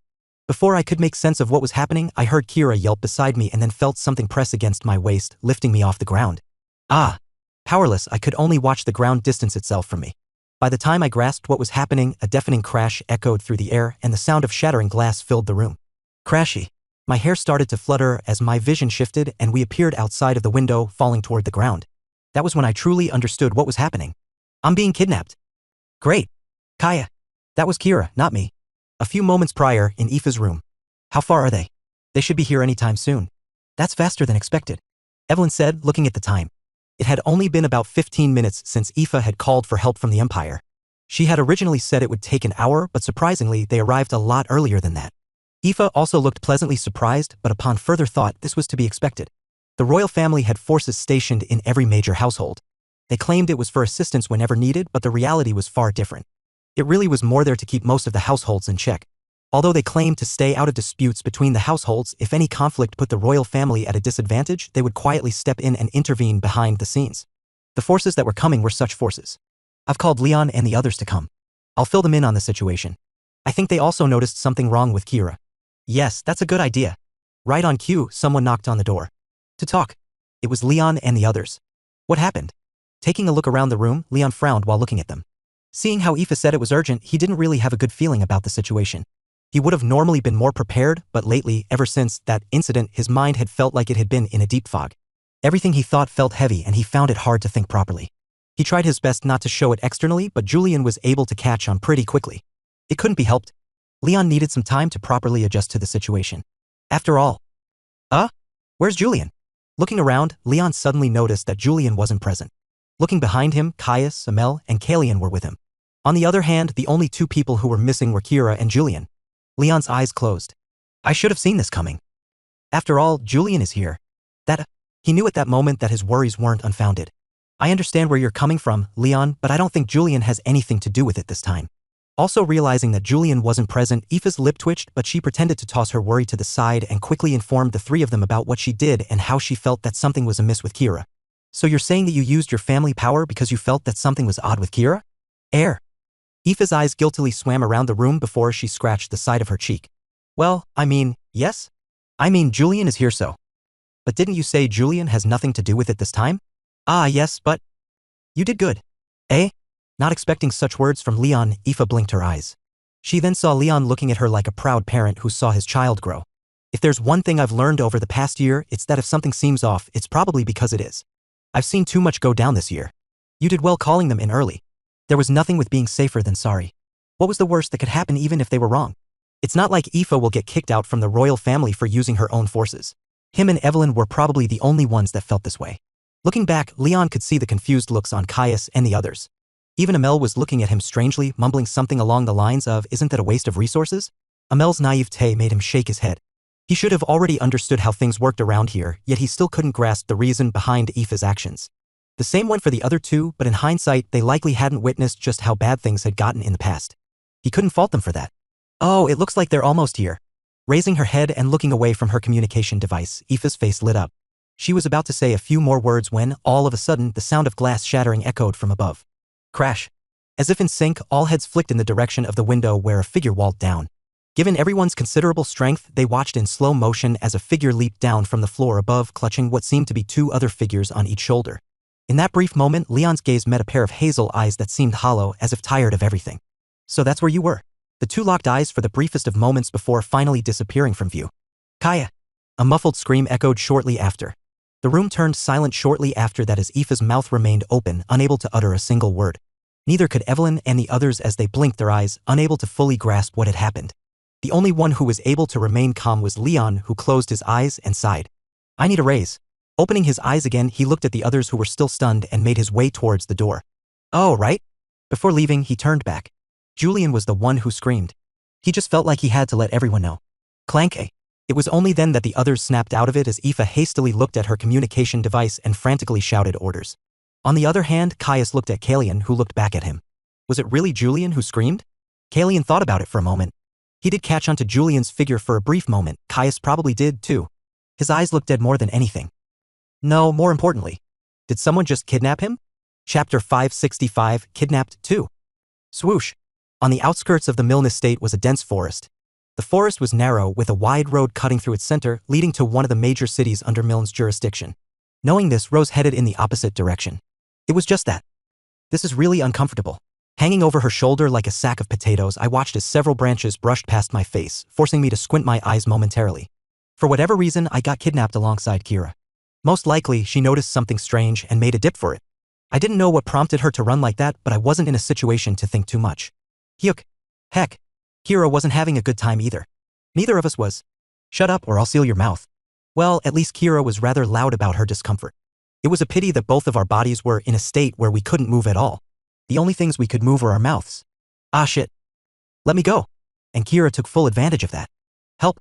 Help HM. Shut up. A simple tap on Kira's neck was all it took to silence her.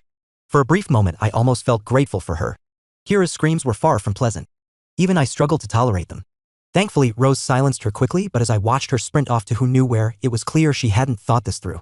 No, maybe she does know where she's going, but I don't think she ever planned on bringing me with her. It was then that a thought crossed my mind. Wait, don't tell me she's planning on bringing us back to the inverted sky? The thought almost made me jump up with fright. That. Suddenly coming to a stop, Rose looked around, her eyes squinted. It should be somewhere here. Where did he leave it? She frantically scanned her surroundings while checking her communication device. I stared at whatever she was doing with squinted eyes, feeling my heart sink. The more I overheard her speak, the more likely my worries came to be. She might really bring us back. The thought made me unconsciously look at Kira, who was still flailing around while glaring at her aunt. I swallowed before shifting my attention elsewhere. Though faint, I noticed a subtle change in the distant greenery and my brow jumped up. Something is coming. I couldn't tell what it was, but I more or less could guess. They're most likely the Empire forces called by Aoife. It was widely known that the Empire had forces concealed in every corner of its territories. The same was true for the Ivinus household. I knew this because Aldrich seemed well aware of where they were stationed, with him keeping a close watch over them. Given the type of person that he was, there'd be no way he wouldn't take them into account. While I didn't know when Aoife had called for them, had I been in her position, I would have called them the moment I noticed that something was off with Kira. So this is most likely what happened. I felt a little relief thinking about this, but this was only a guess in the end. Shit. Similarly sensing the change, Rose grew increasingly alarmed. She quickly scanned her surroundings before fixing her gaze in a specific direction. Her brows jumped up as though she had found something, and she hastily moved in that direction. Meanwhile, I kept my eyes on the distant bushes and noticed several silhouettes emerging. I immediately found the situation to be strange, especially since their figures were hard to make out. It was as if a veil obscured their features, making them seem like shadows that flickered and danced across the forest as they rapidly approached our direction. Ugh, fuck. As if fully aware of what was happening, Rose suddenly flicked her head in their direction and raised her hand. The temperature around us surged as a faint red magic circle materialized over her palm. The activation was swift. Before I could even blink, the circle had fully formed, unleashing a fierce explosion of flames that consumed the distant surroundings. Bang! I stared in wide-eyed shock as flames erupted, engulfing the surroundings and forcing the silhouettes to an abrupt halt. As the flames died down, the figures' features gradually came into view, and I felt my expression shift at the sight of them. Wait, what? As I took in their scorched cloaks and faces, a sudden pulsing sensation radiated from my forearm, and at that moment I realized my earlier assumption had been wrong. They weren't the secret forces from the Empire. No, far from it. They belonged to none other than the inverted sky. What the fuck are you doing here? Rose also seemed stunned by their appearance. Her expression shifted rapidly, first shock, then confusion, and finally anger. I didn't call for any reinforcements. I have everything under contract. No, you don't. A cold yet even voice suddenly cut through Rose's. Emerging from the sea of flames was a tall figure with long brown hair cascading down her back. Her soft green eyes glowed amidst the blaze as she cast aside her robe, briefly glancing in my direction. It was just a simple gaze, and yet it felt like it had pierced my soul directly. Another spirit user? I didn't have the fondest memories with spirit users. The reason why we're here is because you don't have anything under your control. But what does that? The woman cast a cold stare at Rose before shifting her gaze to her three companions. One was a burly man with a bald head and a thick mustache. Another was a short girl with vibrant red twin tails, while the last was a lanky man with sunken cheekbones and long black hair. We received a call from the princess. Wait, what? I fell into a brief daze upon hearing her words. Did she just say, we received a call from the princess? How could I forget? A sudden realization struck me shortly after. These were indeed the secret forces of the royal family. It was just that the Inverted Sky was no regular organization. They, in fact, had control over the entire royal family. For their secret forces to be direct members of the Inverted Sky, it shouldn't have come as a surprise at all. I found myself looking at Kira, who looked stupefied by the current situation. But if there was one person that was the most surprised, it was Rose. The princess? She called for you? But what? How? We don't know, but it looks like you didn't do a good job at hiding your tracks. Shit. Rose covered her forehead while frowning. She then started mumbling to herself, how is it possible? My disguise should have been perfect. No, that's not true. Her head suddenly snapped in my direction. It was almost as if she had a sudden enlightenment, but I shook my head. Not me. Her disguise was indeed great, but it was ineffective against me for one specific reason. The bone from the melancholy of pursuit. It turned out that the skill I had acquired from it also functioned passively, a pleasant surprise, and the very reason I was able to see through her disguise. What next? Seeing that they were all on the same side, Rose appeared a little bit calmer. Should we pretend to fight and all of that before I get away, or? No. The woman in the lead shook her head, staring coldly at Rose and then Kira. The two of you will die. Eh? All of a sudden, the atmosphere turned cold. As Rose's face changed, Kira also experienced a change in expression as her eyes shook. Wait, what are you talking about? Why would you kill me? Do you have any idea how much I've sacrificed for this organization? Why would you, All you've achieved is repeated failures. Rose was once again coldly interrupted by the woman. While it's true that you've accomplished a great deal, you've also had over a decade to find the astral mirror. Where is it? I don't know. I've tried looking for it, but it's gone. I could have sworn that. Is it that you don't know, or you're just not telling us? What? The tension in the air thickened as the two figures stepped forward, their presence amplifying the suffocating atmosphere. With just a glance, I could tell they were stronger than me. At the very least, tier 6 and above. Most likely 7. I wanted to curse at the sudden development. As things stood, there was no way Rose could beat the four of them, let alone Kira, who was on the ground, staring at the scene with a pale face. You think I'm not telling you the truth on purpose? Why would I do that? If I really did know, I'd say it. Is that so? The woman raised her brow, her expression questioning. I could see a shift in Rose's expression as the woman suddenly extended her finger and pointed in Kira's direction. What happened next unfolded so quickly that I could barely keep up. Bang! Before I could react, a loud bang echoed through the air as a figure flickered before Kira, sending a rush of wind that made my hair whip back. Drip! Drip! A faint dripping sound followed, echoing through the tense air. Rose came into view, clutching what seemed to be her own hand, blood trickling down from her fingers. She stood before Kira as the woman from before lowered her hand. As expected, our guesses weren't wrong. Guess? What guess? Rose said through her bloodshot eyes. Indifferently gazing at Rose, the woman adjusted her black uniform, adorned with golden padding and medals. Then, retrieving a golden insignia from her pocket, she carefully affixed it just beside her shoulder. That insignia. I recognized it in an instant. It was the Megrail insignia. You were lying to us. You never truly searched for the mirror.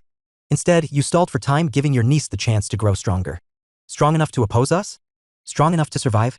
Smiling, the woman turned her gaze to Kira, whose pale face bore a dazed expression as she stared at her aunt in shock. The entire series of events had probably shaken her to the core. This was especially after overhearing the woman's next words. Well, at least you were smart enough to know what would happen to her once she stopped being useful to us. Chapter 566, Why do you keep haunting me? 1. The entire series of events that were currently unfolding were completely out of my expectations. Was it because I had completely overlooked just how influential the Inverted Sky was? No, that's not the case at all. I was aware of their influence. There were times when I did overlook it, but that was mainly because they tended to never exert or use their influence within the Megrail household. But it looks like I was wrong. Not only did they show up as reinforcements from the princess, but they were also here to get rid of both Kira and her aunt. Given by how they hadn't mentioned me, it was safe to say that they were aware of who I was. It was just that. Things will get extremely messy if Kira dies. I looked towards one of my active quests. Main quest activated, prevent the Calamities from awakening or dying. It was my longest active quest and the first quest that I had received. As far as I cared, Rose could die, but Kira couldn't. Absolutely not. But how? How am I supposed to stop this? My head started to spin with all sorts of thoughts, and unknowingly, I found my head turning to stare in Kira's direction. Her expression was lost, almost dazed. At that moment, I wanted nothing more than to stand up and knock her out. Only that way would I be able to talk my way into sparing her. The fact that I was part of the inverted sky wasn't something I wanted her to know. It was just that. I can't move at all, and even if I can, it'll be complicated.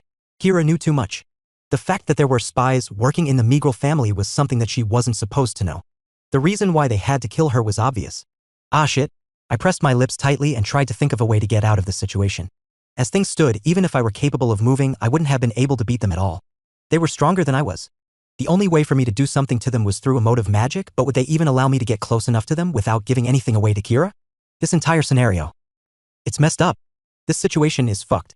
Rose's gaze locked onto the figures before her, her fingers twitching as glowing magic circles formed in her mind.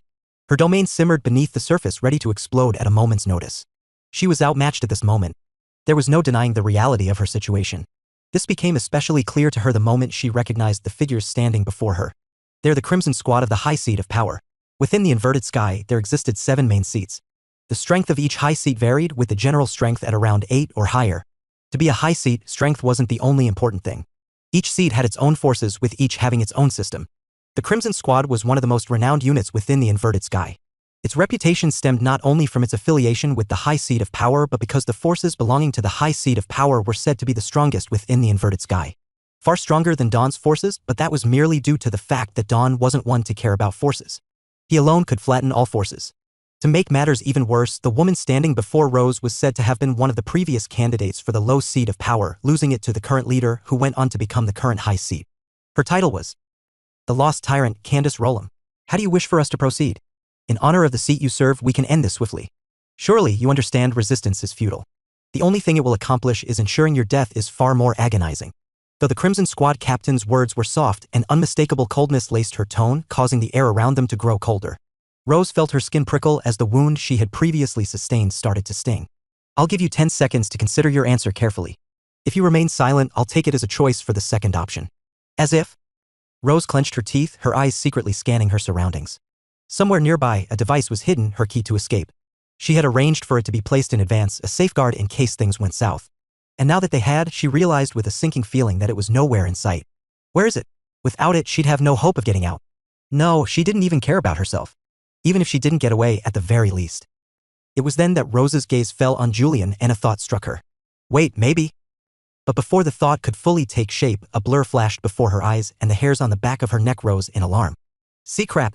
A powerful blow struck her arms just as she managed to cross them in defense, sending her hurtling backward, crashing through several trees. Bang. Ugh. Rose stumbled onto all four as her world started to spin. What in the world? Don't even think about it. A soft voice whispered in her ear as she lifted her head, only to find a figure kneeling before her, cold eyes staring down at her. I was originally planning on giving you 10 seconds, but it looks like I was being too soft on you. We can't have you hurt him. That'll create too much of a headache for all of us. Dawn isn't someone that anyone wishes to offend. A hand suddenly stretched toward Rose. In the blink of an eye, it expanded, growing larger as it reached for her head. At the same time, Rose noticed the Crimson Squad leader's eyes shift abruptly, slack and nearly transparent. Alarm bells rang in Rose's mind as ferocious flames erupted from her body. Though she wasn't fully aware of what she was trying to do, all she knew was that she needed to act quickly. Swoosh! Without an ounce of hesitation, she brought her head towards the approaching palm. Although she understood that if the palm touched her, it would have disastrous consequences, she also understood that the Crimson Squad leader would need to sacrifice her hand in order to do so. It was just a matter of determining how far she was willing to go to her. Would she be crazy enough to sacrifice her hand, or? As expected, she wasn't. The moment Rose brought her head forward, the Crimson Squad leader frowned. She could see through what Rose was planning and swiftly stopped herself. Rose took the opportunity to press against the ground and swiftly retreat from the spot. Ha! Ha! Her breathing was heavy and her hair was slightly disheveled, but otherwise, she was fine. The Crimson Squad leader stood a few feet away, first staring at her own hand before shifting her gaze back to Rose. Ha. Rose laughed, her chest slowly starting to grow even. The situation was dire, yet amidst the danger, Rose felt a spark of excitement. How long has it been since I've last fought with someone so strong? She licked her lips and prepared to go on the offensive when. Suddenly, not far from the Crimson Squad leader, a familiar figure leaned against one of the three, gazing at her with a familiar half-smile. Rose felt her entire mind grow numb. What? That? How is it possible for her to be here? She's dead. It's impossible. Her entire mind screamed at the sight that greeted her, and it was also that small distraction that created the perfect opening for Crimson Squad leader to exploit as her figure faded, arriving before Rose in the span of half a second. By the time Rose grasped what had happened, it was too late. A force struck her stomach, lifting her off the ground and hurling her back onto several trees. Yuck! The force of the impact left her at a complete loss for breath, knocking the wind out of her. By the time she understood what had happened, she was on all fours, her arms trembling as she struggled to push herself up. Pathetic. A voice suddenly whispered in her mind. It was an all-too-familiar voice, bringing Rose to a daze once more. As she slowly lifted her head, a familiar figure came into view, gazing down at her with that usual soft-eyed look. Is this really the best you can do? Aish, and here I thought you could protect Ki. I was wrong. I was very wrong. No, Swoosh. A hand phased through her sister's body, hurtling toward her quickly. Rose's pupils quickly dilated as she rolled to the side. Ugh. She quickly tensed her stomach and kicked the ground, propelling herself in the air as she twisted her body and created some distance. HAA. Ha! When she looked back, the Crimson Squad leader stood not far away, gazing at her with a calm, unwavering stare. She was taking this calmly. Way too calmly. As though she was confused about something. You look distracted. The Crimson Squad leader said, her head cocking to the side. Is something wrong? The question was asked more to satisfy her curiosity than for the general well-being of Rose. From the very start to finish, she had made it very obvious that she was going to make the experience a painful one. With no external forces threatening to make an appearance, she felt like she had all the time in the world to do whatever she wanted to do. Rose understood this well, and yet, the sister that I raised shouldn't be this weak. Rose couldn't focus at all. Right behind the Crimson Squad leader was a figure who continued to haunt her even in her sleep, refusing ever to leave her alone. That half-hearted smile of hers. Well, if you don't want to suffer, you can always take the easy way out. Bringing her hands towards her neck, she smiled at Rose. It's not hard. I've done it. You can too. Why? Why do you keep haunting me? Chapter 567. Why do you keep haunting me? 2. I'm haunting you? Is that how you see things to be? Say, I'm sad you think of me like that. She sounded hurt, but her expression said otherwise. It had always been like this with her. No one could really tell what she was thinking. That's why. I hate her so much. KH? Get out of my head. Clenching a fistful of dirt, Rose pushed herself to her feet. The entire time, the Crimson Squad leader remained still, staring at Rose with an odd expression as she quietly looked around. Get out of my head? Is there someone here? Rose's current behavior was throwing her off. Did she simply lose her mind, or was there more to her words than she let on? Well, it's not too difficult to know. The Crimson Squad leader closed her eyes for a brief moment before opening them again, revealing a pair of fully transparent ones. Almost instantly, the scenery around them shifted, dissolving into a hollow, translucent one that only displayed the faint outlines of everything that used to be around them. Noticing the abrupt shift, Rose's pupils shrank. Bang! She kicked off the ground, trying to put distance between herself and the Crimson Squad leader, but she was a moment too late. The world around her twisted, and she found herself on the verge of getting swallowed up by the domain. With no other options, Rose's eyes turned a deep, glowing red, her face paling as a domain writhed forth from her body. It surged outward, colliding head-on with the Crimson Squad leader's domain. Boom-I! A surge of pressurized wind exploded from the clash of their domains, ripping through the air and shattering everything in its path. The ground was overturned and several trees were uprooted. Their simple clash caused the scenery around them to change completely as Rose was forced several steps back. Yuck! Unfortunately, she was at a disadvantage, having activated her domain just a fraction too late. The delay left her struggling against the momentum of the Crimson Squad leader's domain. Although she allowed herself not to be swept by her domain, she was still forced back with an injury. Shit!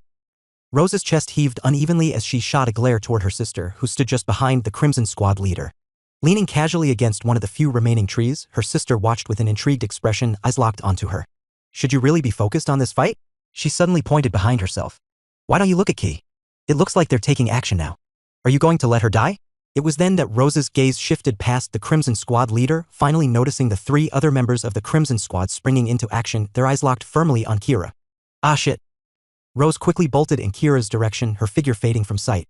Unfortunately for her, her actions were extremely easy to read as the Crimson Squad leader's eyes flashed, her hand reaching in the direction where she predicted Rose to appear. Just as Rose was about to surge past the Crimson Squad leader, her foot suddenly grounded itself, stopping her momentum. In an instant, she twisted her body, turning to face the Crimson Squad leader head-on. This unexpected action threw the Crimson Squad leader off guard, but she was quick to react and whipped her hand in the direction of Rose. Her movements were swift and precise, yet just as her hand was about to reach its target, Rose smirked. A faint light flickered around her and a small barrier materialized, preventing the squad leader's hand from reaching her head. This was a skill she usually kept hidden, one granted by a bone she had absorbed, only revealing it in moments of absolute necessity to catch her opponents off guard. Without hesitation, Rose struck back, thrusting her palm towards the Crimson Squad leader's exposed abdomen. Bang! The attack struck and the squad leader was thrust back several steps. That was all Rose needed as she immediately dashed in Kira's direction. Her expression tightened as she spotted the remaining members closing in. Without hesitation, her speed surged, pushing herself past her limits. I can't be fucking asked. The time that had elapsed since Rose was attacked by the reinforcements and sent back was probably less than a minute. And yet, that minute felt like the longest minute of my life. She sure is taking her time. She usually takes care of matters fast. Bah, you know how the captain is. She likes to test herself against strong opponents. That's also why she failed to become the low seat. She's too addicted to battle. Yes, that's true. While overlooking the fight from a spot not far from me, I could hear the conversation coming from the other members of the squad. Failed to become a low seat? Addicted to battle? Captain? From tidbits of their conversation, I was able to understand a few things. Still, at this moment, I was utterly helpless. I couldn't move, couldn't fight back, my entire body remained paralyzed. All I could do was lie there, powerless. My life wasn't in any danger, but I still felt useless. This sensation. It's frustrating. To make matters worse, looking into the distance, I could see that Rose was slowly starting to lose the battle. It wasn't that she was weaker, but something about her felt off. Almost as if her head wasn't in the right place. The fight should be almost over. How about we start with our job? Oh, right? Who wants to do it? Eavesdropping on their conversation, my heart nearly leaped out of my chest. I quickly turned my head toward them only to find their gazes fixed intently on Kira. Shit. I clenched my teeth and tried to move, but my body refused to budge. I'll do it. The burly one in the group stepped forward, moving in our direction. His massive frame cast a looming shadow over me as he came to a halt before Kira, who looked up at him, her face pale. She opened her mouth, but no words came out. It was also then that she turned her head in my direction. In that moment, I saw it, the trembling in her eyes. She looked scared. I could only stare back at her, my eyes locked towards the quest window in front of me. Main quest activated, prevent the calamities from awakening or dying. I found myself biting my lips hard. There was a way for me to stop all of this. All I needed to do was order them and they would probably listen. Even if they didn't, I had other means to make them stop. But that would practically give away the fact that I was from the inverted sky. Could I afford to do it? It's not a matter of whether I can afford or can't afford to. I have no choice but to do it.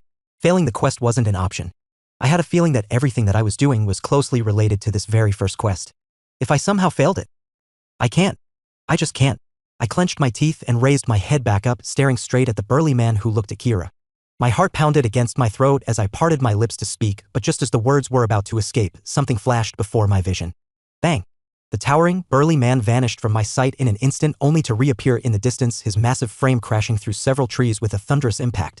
In his place stood a tired figure, her hair disheveled, her crimson eyes locked onto Kira with an intense yet worried expression. Casting a quick look in my direction, too, she hastily bent down and pressed her finger against my neck and Kira's. In that instant, it was as if a switch had been flipped, all my senses came rushing back, and I realized I could move again. Was this some sort of bone skill?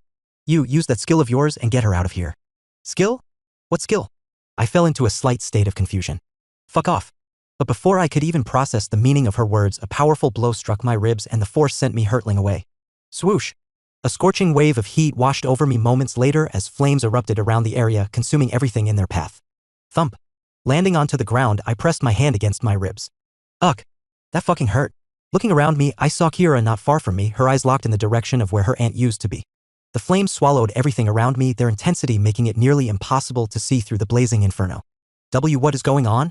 Kira's voice cut through the crackling flames, barely reaching me through the roaring inferno. With a pale face, she slowly turned her head to face me. My entire life. I believed my aunt was responsible for everything, and yet. I know. What do you mean you know? You don't. You. Now is not the time. I pressed my finger over my mouth, activating Lament of Lies and blending our figures with the surrounding fire. At the same time, I looked around to see several dots in the distance. With the aid of the skill I had acquired from the melancholy bone, I could now see through the flames and tell where everyone was. While I probably can't do much to them, it'll be hard for them to catch me now. Coupled with Lament of Lies, getting out of this place was easy. But I can't leave. How could I let them go, knowing that I had helped Kira escape?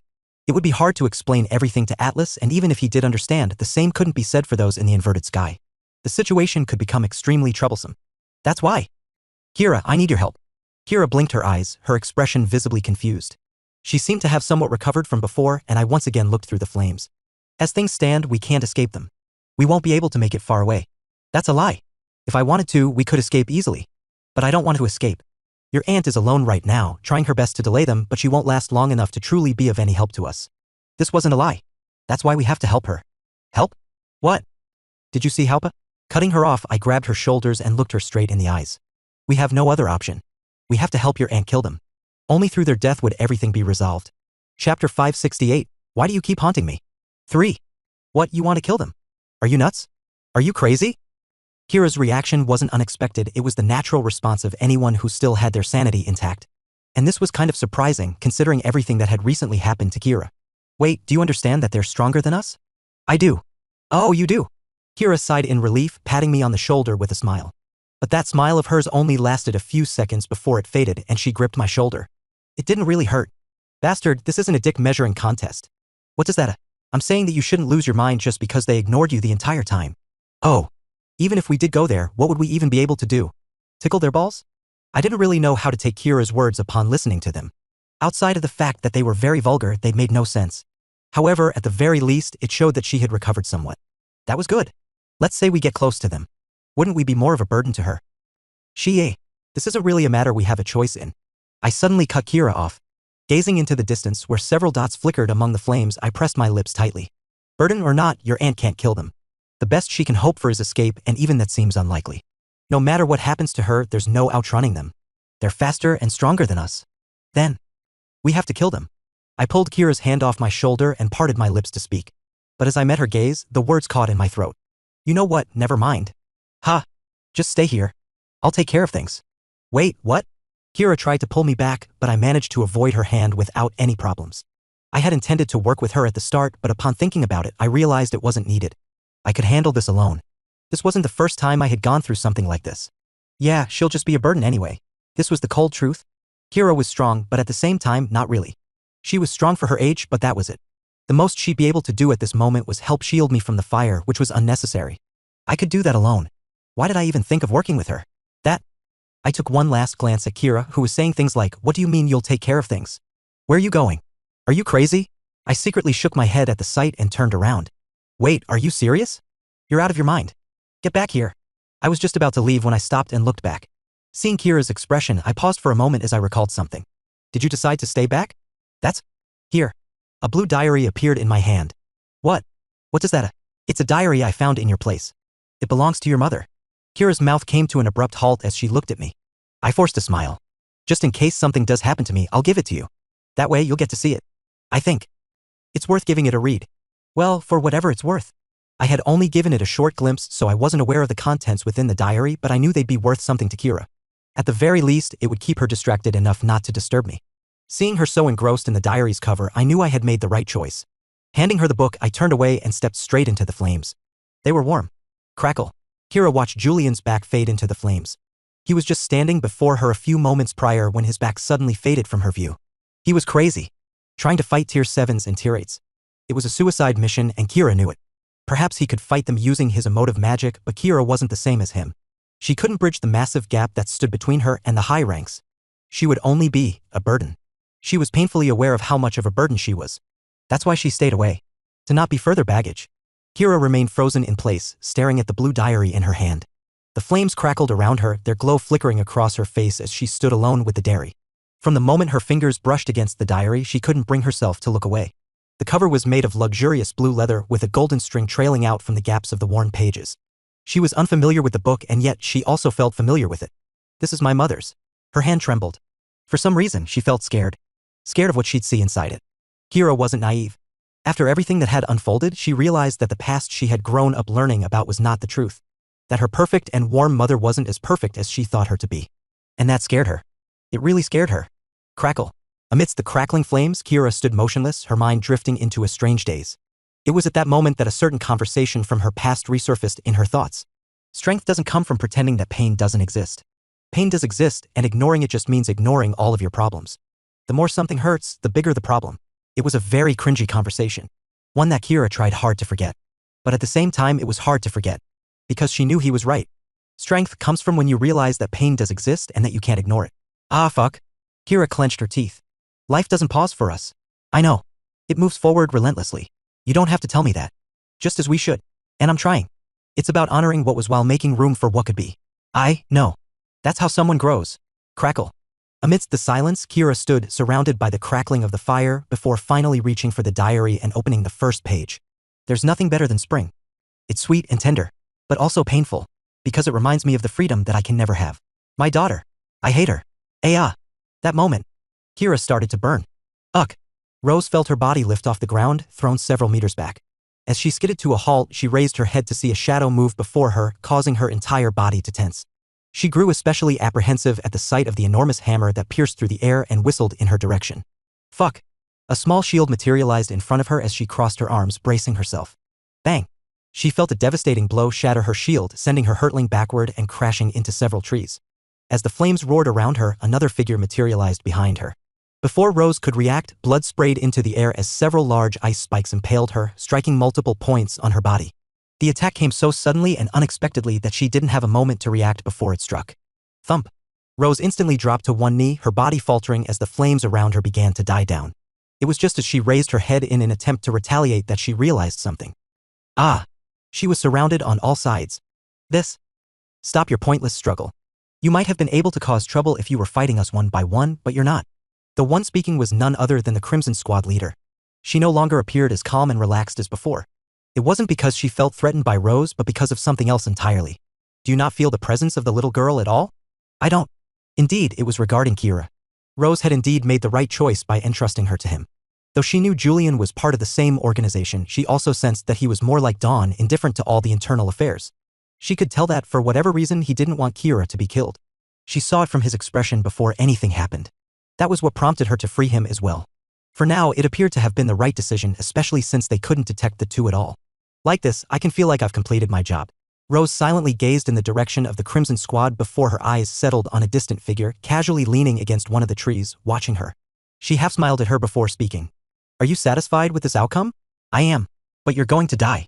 So what? Dying sucks, you know? I'm talking from experience. Then why did you die? You're not going to answer? Ha! Why did I even think you would? Rose mockingly smiled. Her action was enough to arouse the attention of the Crimson Squad, in particular the leader, as she looked back. From the start, she had felt Rose being distracted. This wasn't the first time that she had seen her look elsewhere during the fight. She had checked multiple times for any other presence but felt nothing at all. Yet, as she stared at the mocking smile on Rose's face, the Crimson Squad leader began to feel a creeping sense of paranoia. It was for that reason that she decided to end things there and then. Raising her hand, she prepared to slash down at her neck, killing her with one blow. It was just as she was about to do that when... Plaque!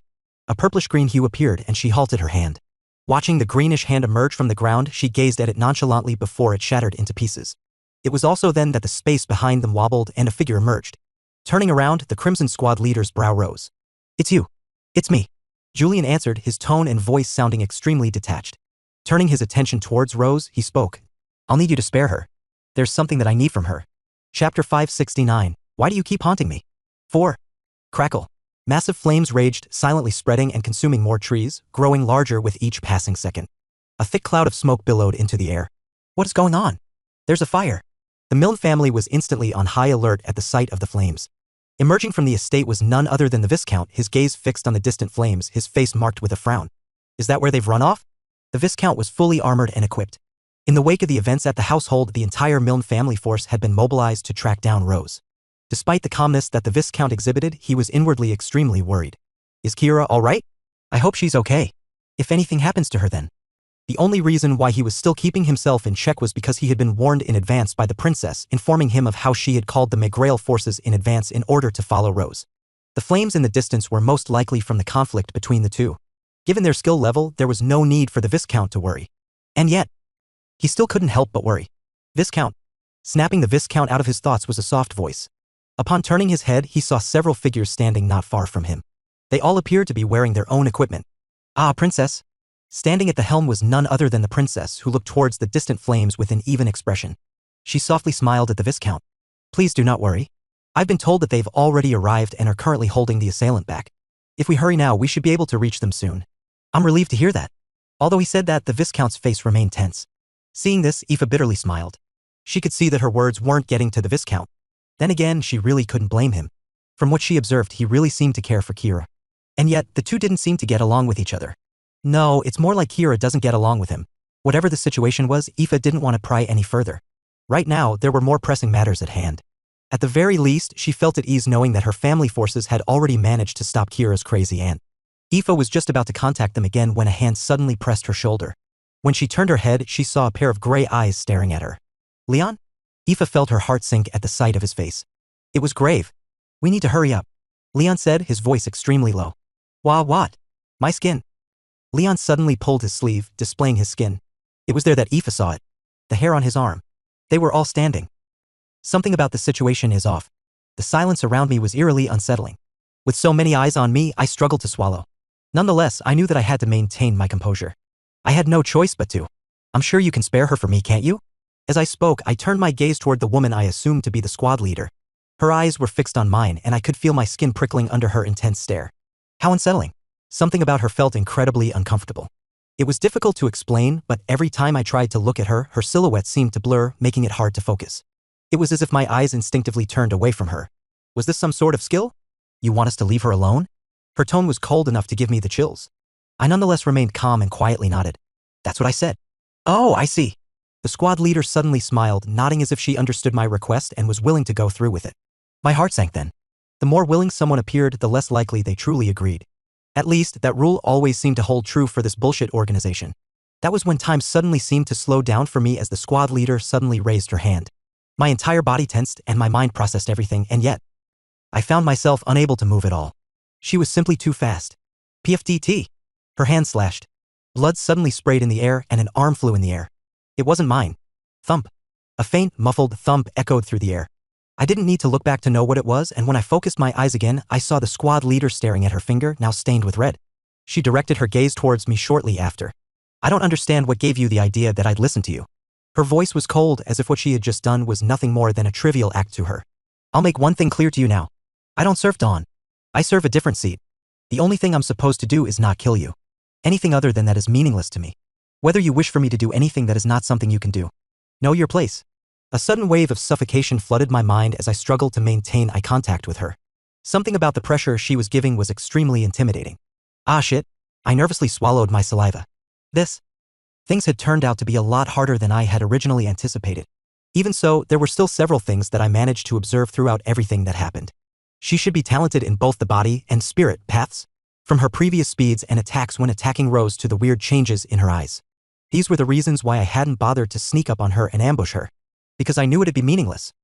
This was especially so to someone who specialized in spirit magic. For those specialized in the spirit field, tracking someone through their mana was unnecessary. They could sense a soul's presence directly. It was for this reason that Lament of Lies was somewhat meaningless.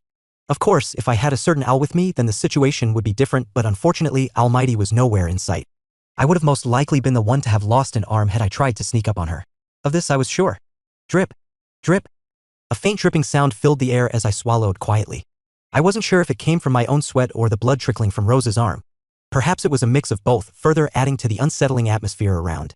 Nonetheless, given the current circumstances, it didn't matter to whom it belonged.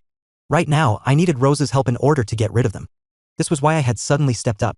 Otherwise, I would have most likely not done a thing and just run away. However, as things stood, in order to get rid of potential future problems, I had to find a way to get rid of them right now. You're still standing there? Was my message not clear? Pulling me away from my thoughts was the squad leader's cold voice, and I suddenly felt my body freeze.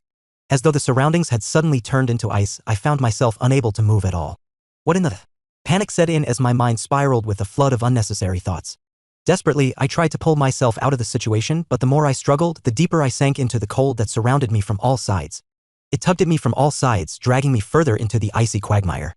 However, amidst my struggle, a part of me remained lucid. It was also that part of me that realized that despite being cold, I wasn't trembling. No. I quickly snapped out of it. Blinking my eyes, I locked eyes with the squad leader. It was then that I noticed her eyes. They were hollow. As expected, it was some sort of mind illusion. I broke out into a cold sweat.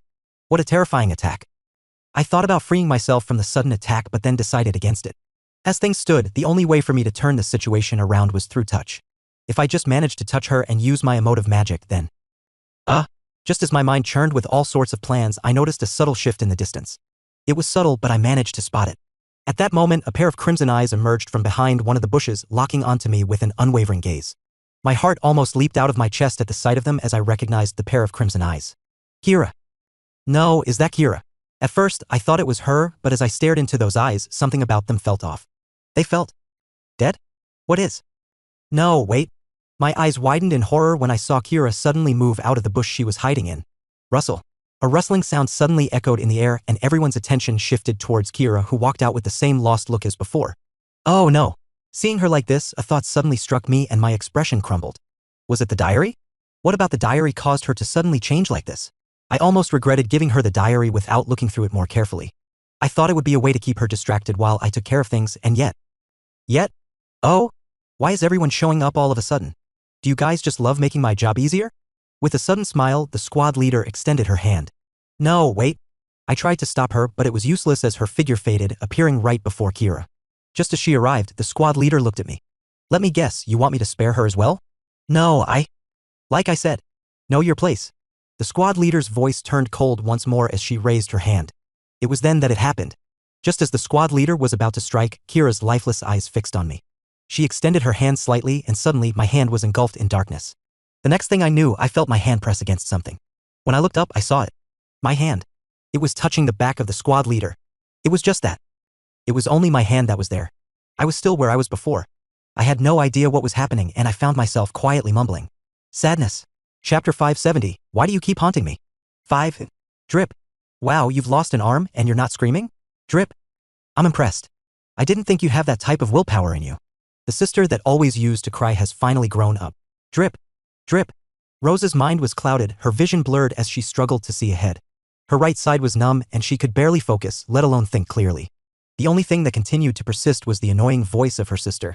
It just continued. You cry for hours for the stupidest things, hee. You still do, but not as much. And it didn't stop. Still, at the rate things are going, I don't know how long you'll last. I'm worried we'll be seeing each other soon. Well, I don't mind. Rose knew this was all a fabrication in her mind and yet she couldn't make it stop at all. Even in death, her sister's image and memories refused to stop haunting her. Aya, make it stop. Now, why would you want to stop hearing my voice? That's sad to hear. And it also makes me want to speak more. How could she hate and miss a voice so much? Rose's lips trembled. However, the trembling didn't persist for very long. It was all of a sudden that she noticed a sudden shift in the surrounding atmosphere, and when she raised her head, she found a familiar figure appearing. Russell. Coming from one of the distant bushes, Rose saw Kira appear. Her heart stirred and her face blanked. And no, why would? After everything she had done.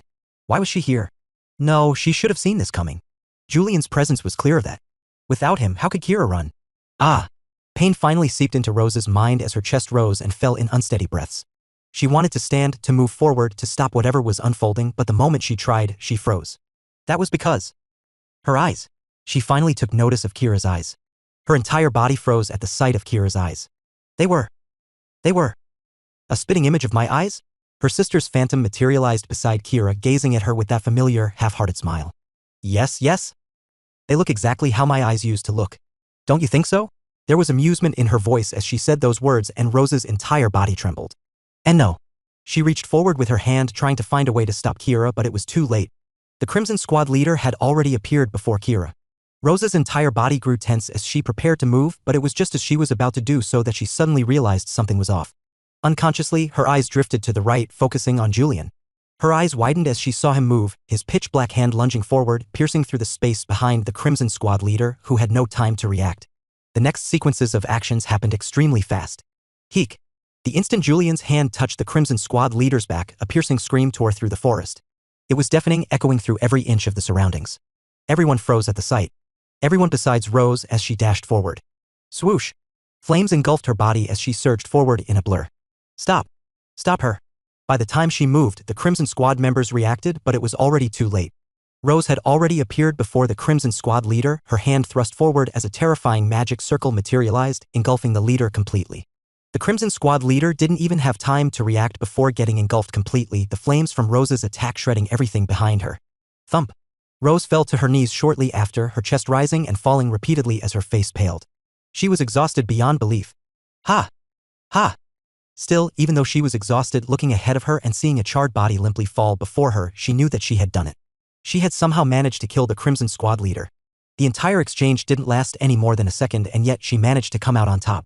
Against someone so strong. And this was thanks to none other than her own niece and Julian. Move, I need to move. Rose quickly snapped out of her daze.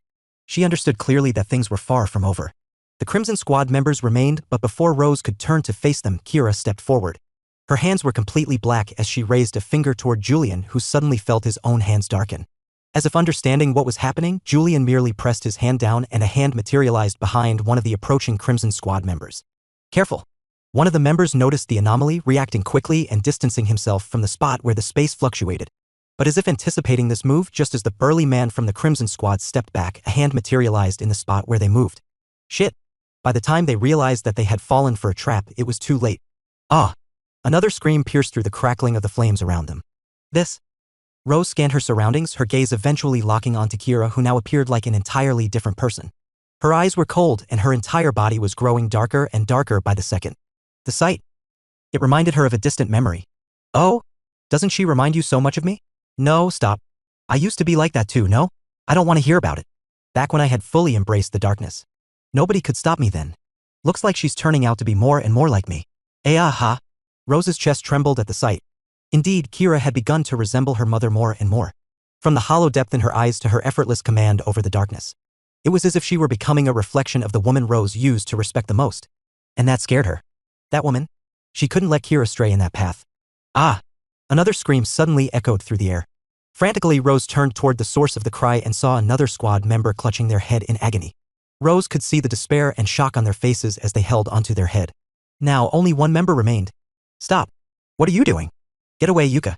Two hands suddenly materialized from the space around her, pressing onto both sides of her face. A scream similar to the previous ones echoed throughout, piercing through the loud crackling of the flames. The scene was shocking. Rose could hardly believe her eyes. For the Crimson Squad, one of the elite forces belonging to the seat of power, to be eliminated like this, who would believe it? Had she not seen it with her own eyes, Rose wouldn't have believed it. Julian's emotive magic aside, Kira's transformation was nothing short of staggering. The fact that she could control the darkness so precisely, able to carry a body part through it without anyone noticing, was truly shocking. No, that's not entirely it. Upon further reflection, Rose realized that the reason none of the Crimson Squad members had noticed Kira's dark magic stemmed from several factors. For one, their attention was always entirely on her while they dismissed Kira as the least threatening, overlooking her presence entirely. When the situation shifted, instead of redirecting their focus to Kira, they fixated on Julian, believing him to be the source of all the chaos. This, in fact, was their biggest mistake.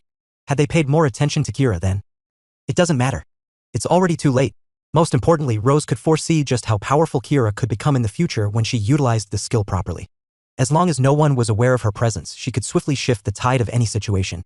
That, alongside Julian's emotive magic, and the two could probably defeat people a lot stronger than them. Still, staring at Kira, Rose didn't find it in her to feel happy at all. In fact, all she felt was fear and apprehension. The more she looked at her, the clearer the reflection of her mother became, causing a lump to form in her throat. Kie! Rose was about to speak when Kira suddenly moved, directing her attention towards the Crimson Squad members who were still alive. With her cold and hollow gaze, she stopped before them. She stood quietly, staring at them in silence as Julian silently looked at her. Just as he was about to open his mouth, Kira suddenly brought her hand forward. Swoosh! Flames suddenly erupted from her hand, consuming the Crimson Squad members entirely, incinerating them on the spot. Her actions left both Julian and Rose stunned. Kira! By the time the flames died, there remained nothing of the Crimson Squad members. Just their charred remains. The same was true for the Crimson Squad leader whom Rose eliminated. The only thing that was left behind besides their ashes was the crackling sound of the surrounding flames. Kira's clothes fluttered as she stood in silence, not saying a single word. Ki! It was then that Rose finally managed to mutter a few words. Her entire body was in pain and her vision was blurry, but she still had enough force to call out for her. But her words seemed to go on deaf ears. Kira just remained motionless, unmoved by everything. The more she looked like that, the greater the pain Rose experienced. She was turning more and more like her mother. Ki, what happened to you? In spite of her struggles, Rose forced herself to speak. You used to be scared of the darkness. And your eyes, they. It wasn't just the pain causing Rose to stumble over her words. You look more and more like your mother. She herself was struggling to articulate her words. Don't let the darkness consume you. The fear of witnessing the past repeat itself left Rose breathless. With each word she spoke, she felt her energy draining further away. Don't repeat what your mother did. Don't. You can stop. Kira's voice suddenly echoed, cutting Rose's voice. As her silver hair gently fluttered before, Kira turned her head. And I understand everything. Something about her voice left Rose unsettled. No, you do. I understand that you were also a victim in all of this. I'm sorry for how I treated you in the past. You were never the bad guy. Rose fell completely breathless. Looking into Kira's eyes, it suddenly felt so suffocating. Because I now understand who the bad guy is. A tear suddenly traced down Kira's cheek as she retrieved a small diary. It was me. I was the bad guy from the start. Chapter 571, Why do you keep haunting me? 6e. A lie. And I understand everything. The life she lived was a lie. From the woman she hated the most to the one she loved the most. It had all been a lie. I understand that you were also a victim in all of this. I'm sorry for how I treated you in the past. You were never the bad guy. Everything. All of it. It was all because of her. Because she existed. I now understand who the bad guy is. It was only now that she understood the truth. And the thought. It shattered whatever fragile pieces were still holding her together. It was me. I was the bad guy from the start. The realization was what changed her. She lost sight of her feelings, and the darkness she was so scared of suddenly seemed so comforting. And all of a sudden she found herself in this strange state. A state in which all her surroundings were dark and she felt in tune with the world. But at the same time she felt herself lose her sense of self. She was disappearing. Drip. A warm tear slipped down her cheek. Opening her trembling lips, she looked at her aunt, who stared back at her with an open mouth. No, her gaze wasn't on her. It was in the diary in her hand. Ah, right? Kira tossed it to her. Her lips trembled as she tried to say something, but the words refused to leave her mouth. Eventually, she did manage to find her words again. You can look at it. It's hers. Her aunt hesitated before reaching for the diary, her fingers trembling as they brushed against its worn cover. Eventually, she grabbed the diary and opened it to the first page. Her expression shifted entirely as she slowly lifted her head to look at Kira, who smiled at her. See? Though she smiled, her eyes were hollow. I'm the bad guy, aren't I? I should just dissa. You're right. You're the bad guy. Rose suddenly cut Kira off, causing her to freeze. Closing her eyes, Rose's cold voice echoed in the air. You're the reason she's gone. Her killer. Evangeline Milne. That was her name. The name of Kira's mother and Rose's sister. She was beautiful, kind, and intelligent. She was the personification of perfection. But even the most beautiful flowers had imperfections. Some stood out sharply while others remained almost invisible. There's nothing better than spring. It's sweet and tender, but also painful, because it reminds me of the freedom that I can never have. My daughter. I hate her. Every time I see her, I have the sudden urge to leave. It feels suffocating. All of it. Help me. Imperfections weren't always easy to see. Some hid their imperfections while others proudly flaunted them. Evangeline was the former. She hid her imperfections from the world, never allowing anyone to catch a glimpse of them. And that was what eventually consumed her. Is that really what you think happened? A voice softly spoke next to Rose's ear as Evangeline's figure sat cross-legged opposite her. Do you think the reason why I left is because of that? Rose tightened her grip on the diary, her fingers trembling against its worn cover. As her eyes scanned the first lines, her chest grew heavy. Each word clawed at her, suffocating her every breath. The further she read, the deeper she sank, as if the pages were pulling her into a darkness she couldn't escape from. Still, amidst the darkness in the diary, Rose saw something else. Something that Kira probably didn't see. You're seeing it, right? The reason why I had to leave. You're seeing it, right? Rose bit her lips, taking a deep breath and raising her head. A pair of frozen eyes met her gaze as Rose closed the diary in her hands. It's true. You were the reason she died. But you're not the only one at fault. I also killed her. Kira's mouth opened, but Rose didn't allow her to continue. I wasn't the best sister. In order to be perfect, your mother struggled a lot. The reason Evangeline was perfect wasn't just because she wanted to please their parents. Far from it. It was also because Evangeline wanted to protect her own sister. Tui. Grant her the freedom she never had. I knew of her struggles, but I never did anything to help her. I killed her, just like you did. Rose's chest trembled. The words hurt so much, and yet they also felt liberating. Your father also killed her. He was very strict with you as a child. Your mother didn't like that, and the two of them would often get into fights. What are you? There's also the fact that spring was just about to end. She really liked spring. It's probably the only season that she liked. Spring. She really liked spring, didn't she? Rose recalled the reason why her sister learned how to paint. It was so that she could capture spring and remind herself of it when it was gone. Our parents' expectations were also what killed her. I think they were proud of her, but at the same time they failed to see her as a person and more as a tool. They were the first ones to set the chains on her. They were also the first ones to strip her of her freedom. There's also the fact that you were always attached to me. Just look at yourself, you may have her face, but your heart, your mannerisms, they're mine. I think she was jealous. I wasn't jealous. She was. That perfect sister of hers getting jealous. The thought was somewhat comical. Ha ha. It was absurd enough to make her laugh, though the sound that escaped her lips was tight and strained. Biting her lip, Rose looked up at Kira. She was now looking at her, tears streaming down both cheeks. KH? Rose held onto her severed arm and groaned. The pain from the fight was finally starting to hit her. Nonetheless, she reached towards Kira with her remaining hand. I was too young and immature to understand how your mother felt back then. I ignored all the signs. And that's why. I'm the one who's the most guilty. Rose closed her eyes, her chest tightening with such intensity that the pain from her severed arm seemed distant, almost insignificant in comparison. Opening her eyes again, her face softened. But so what if we're guilty? I was young and naive back then. That was why I couldn't do anything for her. You, on the other hand, were just a child. What could you have done for her? In some ways, you can say that your mother's death was a result of a lot of unfortunate circumstances. From the fights with her husband to the passing of spring to her jealousy to... Rose stopped. Her eyes started to sting and her vision was blurry. Looking ahead, two figures appeared. One was Kira and the other was Evangeline. They were both looking at her. Rose's lips trembled at the sight. In the end, though guilty, the reason why all of this happened was because she never learned to care for herself. She studied to make her parents proud. She studied to give her sister freedom. She fought with her husband to give her daughter freedom. But what about her? Who fought for her? Do you know what her imperfection is? Kira shook her head, her cheeks streaming with even more tears. Rose smiled then. She loved too much. To the point where she forgot to love herself. That one flaw is the reason she's no longer here. Because that flaw took her away from them. Here. Rose suddenly turned to the next page of the diary and handed it to Kira. Have a look at it yourself. Kira shook her head, but Rose didn't care and simply handed the diary back to her. It was then that Kira's eyes fell on the diary again, and her eyes fell on the lines she had never gotten to. Her entire body froze then. Kira's chest trembled once more. Whenever I look at her soft, tender features, I can't help but feel suffocated. Reading the first line, she almost felt like dropping the diary again. It hurt. It hurt so much. I hate the sight of her. Why should I read this? I hate so much that she looks like me. Stop, But, Kira's entire body froze. I also love her. I love her too much. To the point where I'm scared. Scared of loving her too much. I'm not a good person. I am flawless, yet so imperfect. That's why I feel so suffocated looking at her. Because I'm scared of her growing up with a mother that's so imperfect like me. But I still tried. For the sake of my daughter, I tried. I tried really hard to stay. But, the more I stayed, the more I started to loathe myself. Every little imperfection stood out like a glaring light. Every flaw was magnified, undeniable. Everything about me was a reminder of my flaws. Alongside hatred, I felt despair, sadness, and loneliness. Each day felt more suffocating.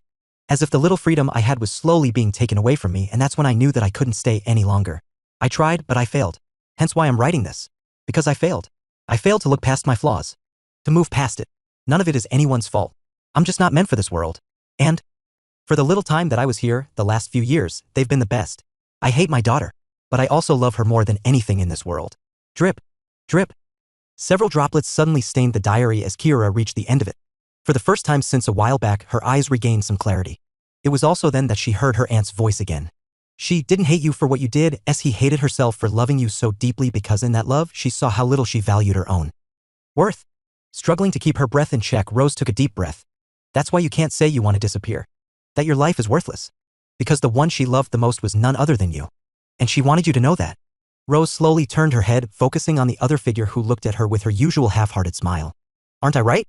Isn't this the reason you keep haunting me?